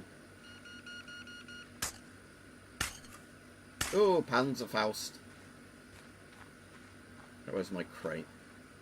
There we go.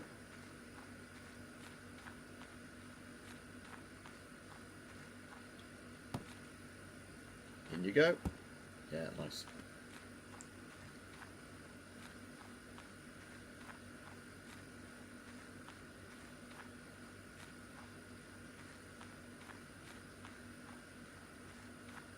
Where's that marker I put down? There it is.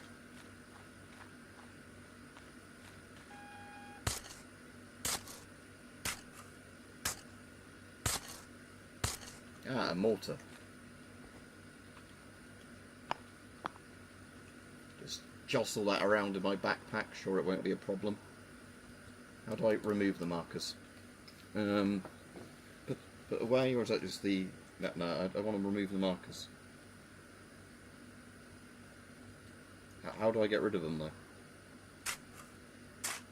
No, I suppose it's not a problem, I just know not to pay attention to those ones again, but still.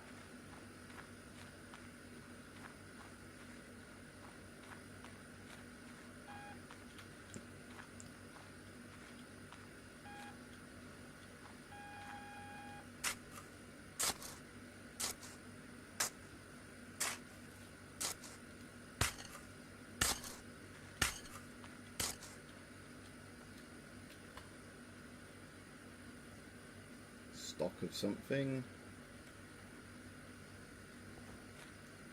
Is that going to fit in there, or is that too big? Right, because these are quite bulky bits, I'm going to take those back to my big chest. That's why I bought the chest in this, because it's very useful for just shoving shit in, and then I might as well move it a bit more central now, that chest, because like I said, the whole point of it is that you don't have to keep running back to the car, and I'm almost running back to the car every time now.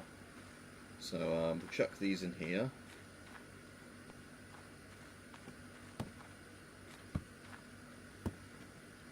Anything in my bag that's a bit bulky still? Yeah, that might as well go in there. And the PPSH mag. Right, let's take this to... Oops, shit. Let's take this to just more of the middle of the field. Yeah, that'll do. That's all still in there good. Is that my thing setting off? Yeah. Okay.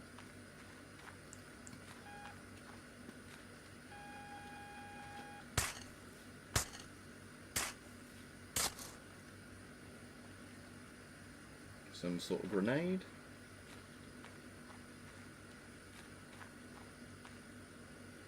Yeah, you seem to find more of that than the gun parts, to be honest, unexploded ordnance. Because I've bought a good metal detector in the game now, it's a lot easier finding stuff, because you don't have to be literally right above stuff. Bit of a Tokarev or whatever that is. Actually, I suppose if I constantly put everything from my backpack in here, what I can do is when I get to a trader, you can just literally chuck that crate on the table, can't you, and be like, I'm selling you the whole crate. They don't buy the crates off you, but they buy like the contents of the crates, so like the total of what it adds up to. So it's not as jank as having to keep emptying your backpack. Oh, hang on, I want one of those. If it's not rusted beyond repair. Right, we're going to take that back to the thing, because I think, because I've got the objective to essentially get a self-loading rifle, like a battle rifle type thing. They're happy with a Sturmgewehr, a Garand, an SVT, whatever. If that's one of the bits, then I can start restoring one. So, hang on. Firstly, is that in a good enough condition to actually do anything with? Yes, good, okay. And now, is that an SVT? Yes, SVT-40 stock. Nice. Right, I've finally got a bit of my SVT-40 to start working with. So that is not going to be sold. SVT-40 mags are just like pretty straight looking, aren't they? Oh, I wonder if those clips I've been finding are for the SVT-40. Yeah, so next time I come across them, I'll keep one. Like I said, you can buy some of the bits from gun fairs anyway. You don't have to find all of them. But yeah, I just need this for an objective to unlock Yugoslavia, like the Balkans, so I can start digging up Srebrenica or whatever it's called. Oh, here's something from the Yugoslav wars. Oh, I just found a mass grave when I was looking for a Zastava.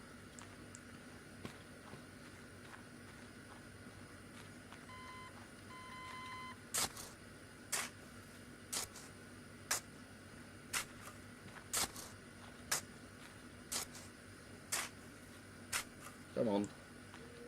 Where are you?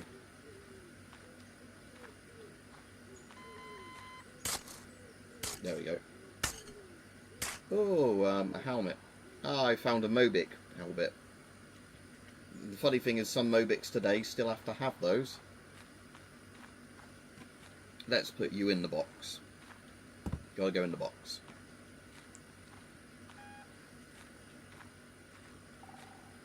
What was that? That wasn't my chest, was it?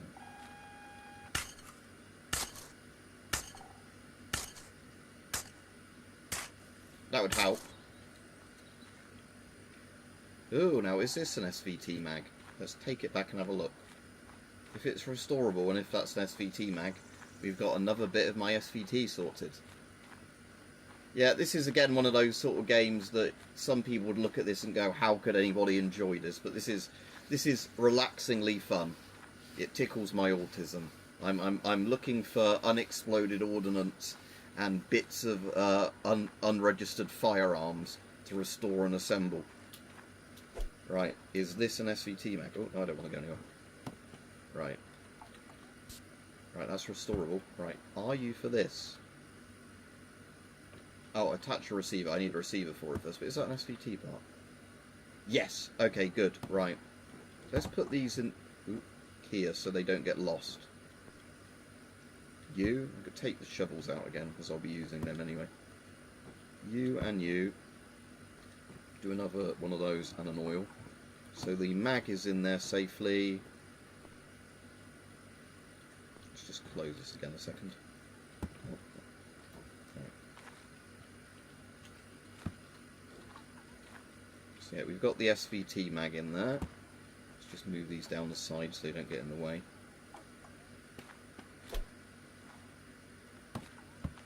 So that's missing its receiver.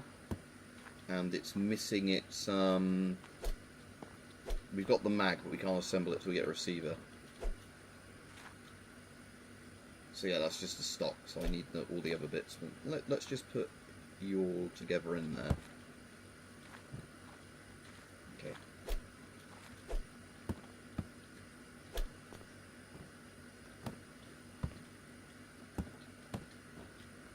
Can I stick you slightly more neatly in there? Do. Yeah, I like pineapple grenades. I've already popped one on my shelf in the house. I found a GP5 filter as well, Kevin, in a flea market, so I bought that. Apparently there's a stupidly large list of surplus items in this game. Hello?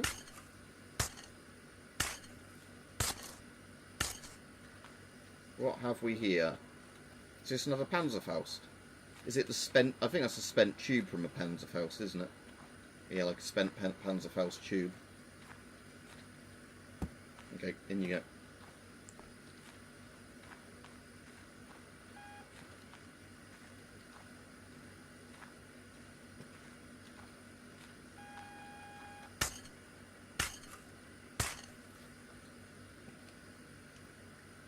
That's a bipod for something.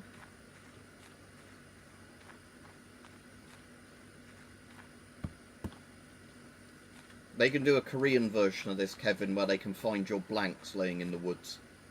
But they haven't done a Korea in it yet. It's only got, I think it's got Afghanistan, the Balkans, Estonia, where the developer's from, and France, because I've been to the Ardennes and got bored of it already. It's not boring, it's just that you had to pay for holiday costs and stuff like that for a hotel. Where when I'm in Estonia, I can just dig up Nazi shit. Oh.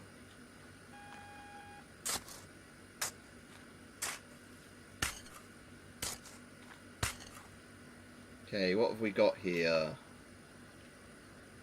Rusted to fuck bit of a K98 or something. It looks like a K98 stock. Where did I put my crate? There it is.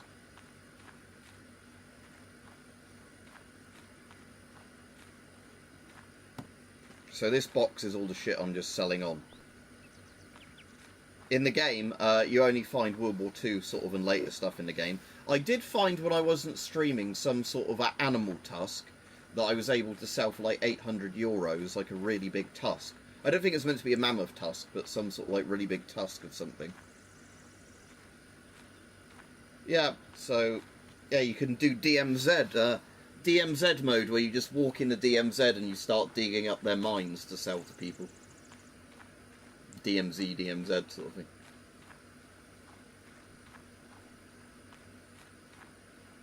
I'm going to have to run to the toilet again soon. Like I said, I am going to have to go soon because of the fact that I have been streaming for ages, and I'm surprised that, because I'm using the good camera that follows me, I'm surprised that hasn't overheated and died at this point from how long I've been streaming.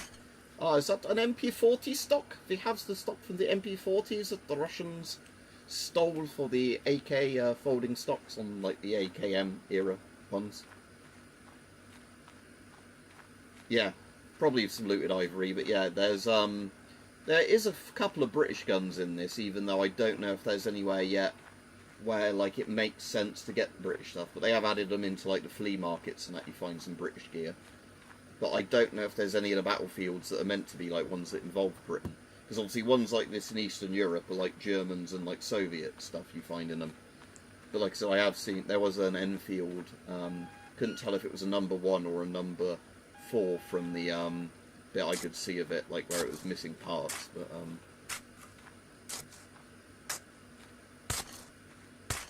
oh, a stick grenade, lovely.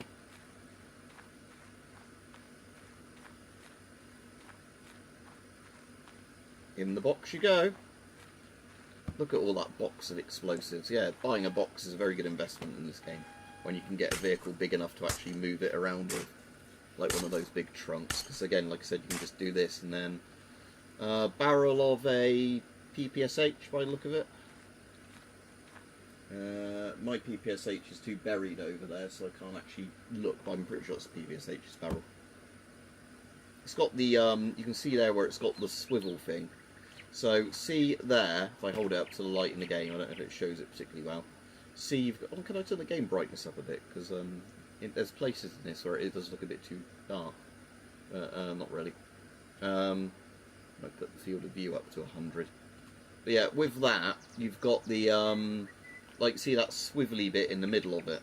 And that's where it kind of banks forward on the, you push the receiver in like a release thing and it swivels up like that, the PPSH. A bit like how the FAL does it when you go to clean it. So yeah, there you go, pointless trivia.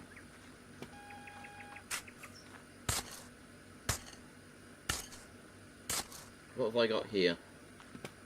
What's this? Oh, a magazine. No, just a pistol mag.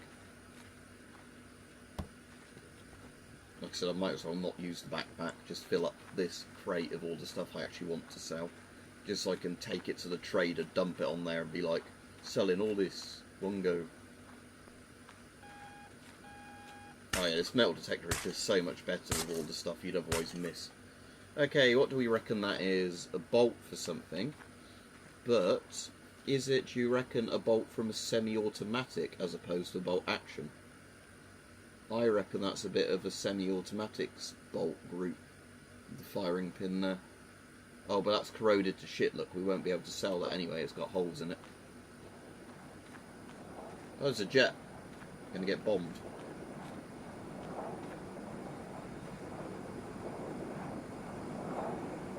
Oh, there's actually a contrail as well.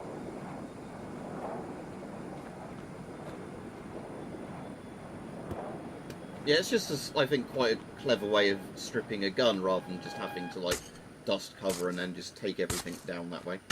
Okay, what have we got here?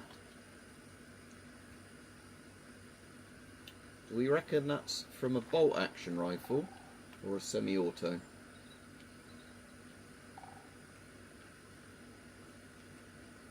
I don't know. There's no bayonet lug on the barrel, is there? I can see. How fucked is it metal-wise? Is it got? It's not got holes in, has it?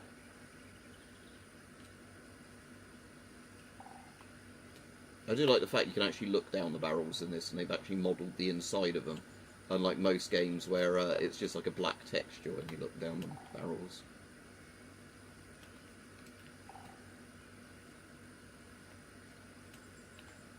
Yeah, I don't know what that's actually from, so I might not put that in my crate. I might just check what it is using the book.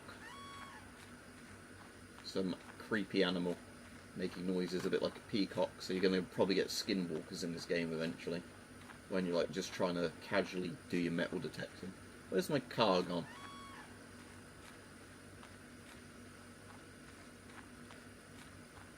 There it is.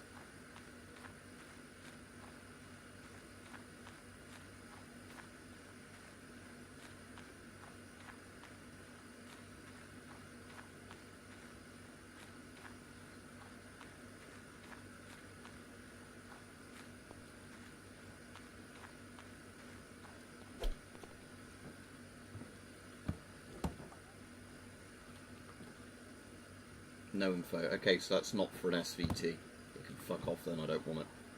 But if I can oil it up... Yeah, there we go. Right, we'll go put it in the crate with all the other shit.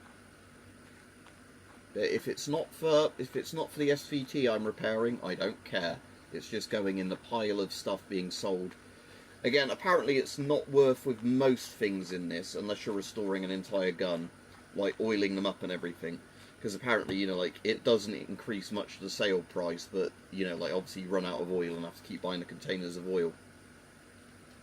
Again, there are quite a lot of games like this I like that do the shift at... Now, shift at midnight starts being creepy, like, right from the get-go. But, you know, that sort of thing where they do the games like this, where they start to feel comfy, and then they slowly have more and more horror elements coming into it.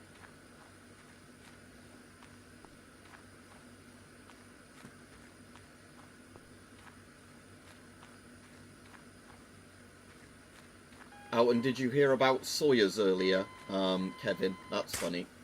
Oh, it's not funny, but it is funny. A bit of shell of some sort, small caliber shell. That might as well go in my backpack until I get back to the crate, rather than running to the crate just for that.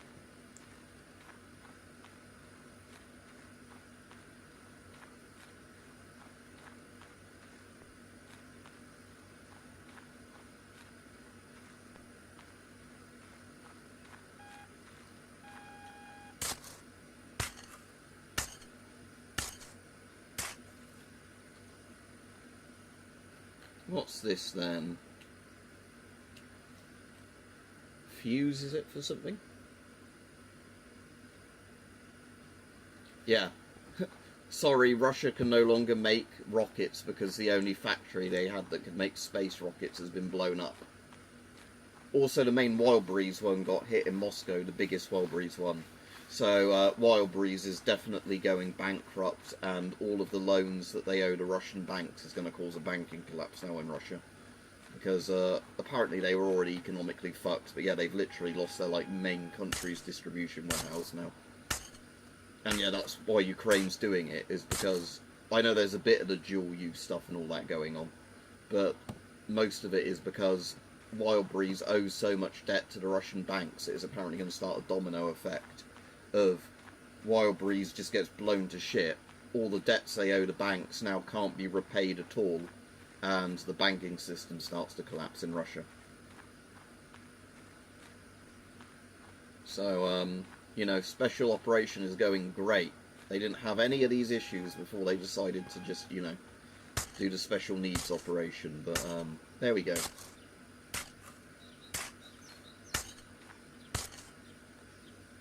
Oh, I found the Kraut shovel. Okay, Oh, it's got holes in it, so I can even restore that one if I wanted to. Where's my box? There it is.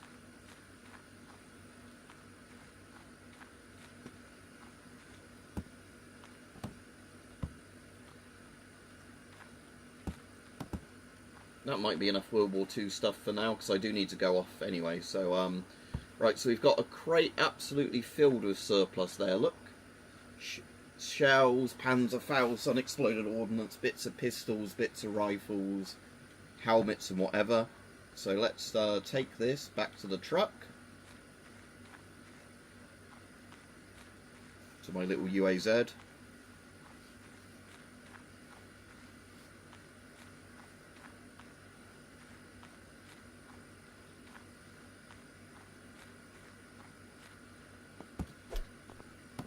Chuck that guy in there. That's good enough. I think as long as it's sat in the truck like that, it counts as being in your vehicle. They said my SVT's in there, isn't it? The bits on the one I'm actually trying to restore for an objective. Right, go to the market. Right, and then this crate we will lift up. Where's the roof of the crate? There it is. So we're going to lift this crate up, take it to the surplus cellar, B by Militaria, dump that on the table. Let's do it where you can open the price. Open it up. 595.66 euros. Very good. And that was literally all surplus in that one. It did not have a single thing in it that was, you know, like the cheaper shit that you can't sell. Right, now you can go back in the truck. That's that there. I will quickly, though, open this up, get the SVT manual up and use it to check any parts to see if there's anything SVT related. I got the mag, didn't I, for the SVT, so yeah, I don't need the mag, but I need the bit of the receiver for the stock. No info, so that's not related. That's the clip, isn't it? I'll take one for it. Info, that's not related. Bayonet, not related. DP28 mag. They're like little metal things, aren't they, those? If they're only 12 whatever each, I think you can normally flip them for more than that. No info, so that's not a cartridge thing related to what I want.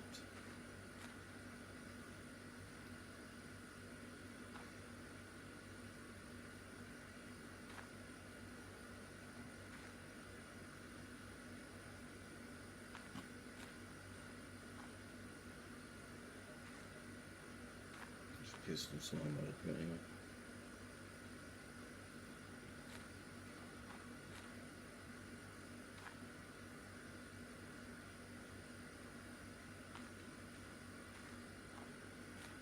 An AK dust cover.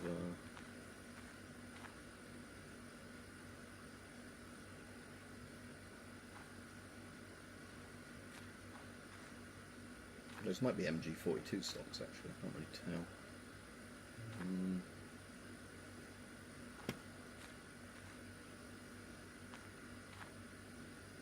Yeah, the point is I don't think here there's any SVT parts, are there, just laying about to buy. Right, anyway, let's put that book back in there. Yeah, like I said, no licenses needed for any of this shit. Yeah, that's why I like these big crates like I bought, because yeah, it's very useful. So yeah, what I am going to buy, because I don't know if I'll be able to flip them for a profit, is any of those ones that had like the ribbon type things on. So those that are $6, we'll buy that. Put in the rucksack. How much was that grenade? 25. I don't think I'll make a profit on that.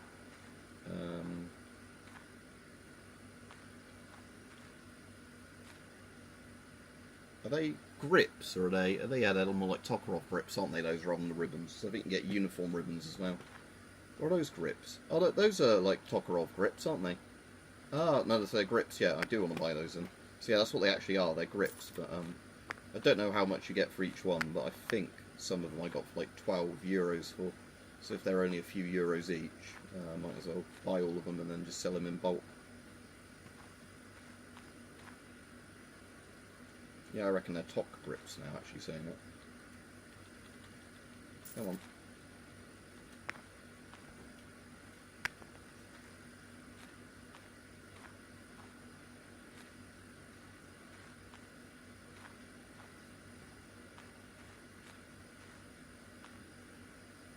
I won't pay 12 euros or 13 euros from actually, I'll just do my ones that were cheaper than that.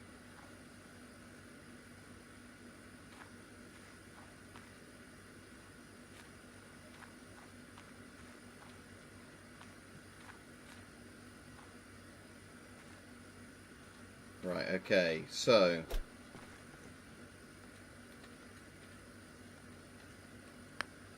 oh, he gives me like 4 euros for them each. I probably made a little bit of a loss there, but it doesn't matter. It wasn't much. It's just sort of an idea I was here, but I made like $500 odd, didn't I, on that entire crate full of shit there. Where did I put my book? Oh yeah, my book's back in my bag. Right, let's drop that in there with all those bits. Right, cool. Anyway, I'll go to bed in the game and then I'll save it and head off, because like I said, I've been on a very long time today now for a stream. I ought to go get some lunch, dinner, sort of lunch slash dinner.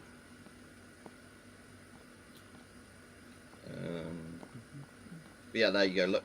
There's the GP5 filter I found somewhere in like a garage and then bought and did up to make it look like a real GP5 filter. Just other than the fact it's a bit low res textures and everything, it does look like a GP5 filter. And there's my pineapple grenade just chilling in my house. So I can, you know, just randomly pull the pin on a pineapple grenade sitting in my house, why not? I put on top of the GP5 filter. Oh no. Ow.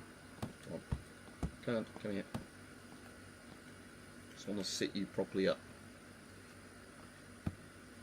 So what's that? Control arrows to rotate roll. Oh, I see. So you can. There we go. Now you can just sit on there. You can sit in the corner.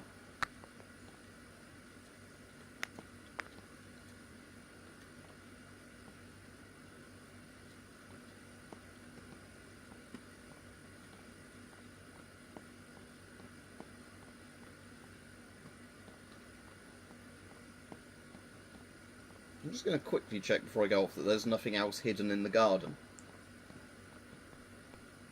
Because I dug a shotgun up from the tutorial in this game's garden bit. But I assume this guy has nothing else hidden in his garden.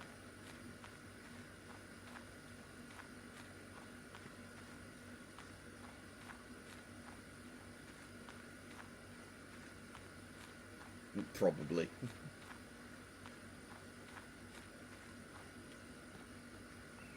Toilet paper, eh?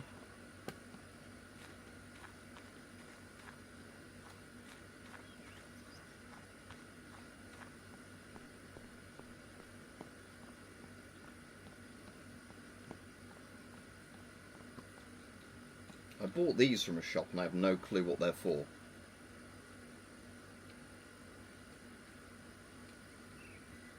They're like envelopes. I don't know what you meant to do with them. But I was like, oh, what are these on the shelf of the store? And I bought them, and then I was like, why did I spend money on those? Right, cool. Yeah, anyway, I'm going to go off. So let's save that, and I think it'll do an auto save here. Yeah, game saved. Right, thanks for watching, everyone. Like I said, at least some people eventually were sent this stream. And how's the heat doing on this? Yeah, it's not got as bad as it gets some days, the heat on this camera, but that's good. So like I said, I've got a couple of different tripods and things to try out on videos when I'm filming more long-form videos using that. But, yeah, cool. Anyway, thanks for watching, and I'll get a video up to go on tomorrow, whatever, or at midnight, whatever. Yeah, anyway, have a good evening, everyone.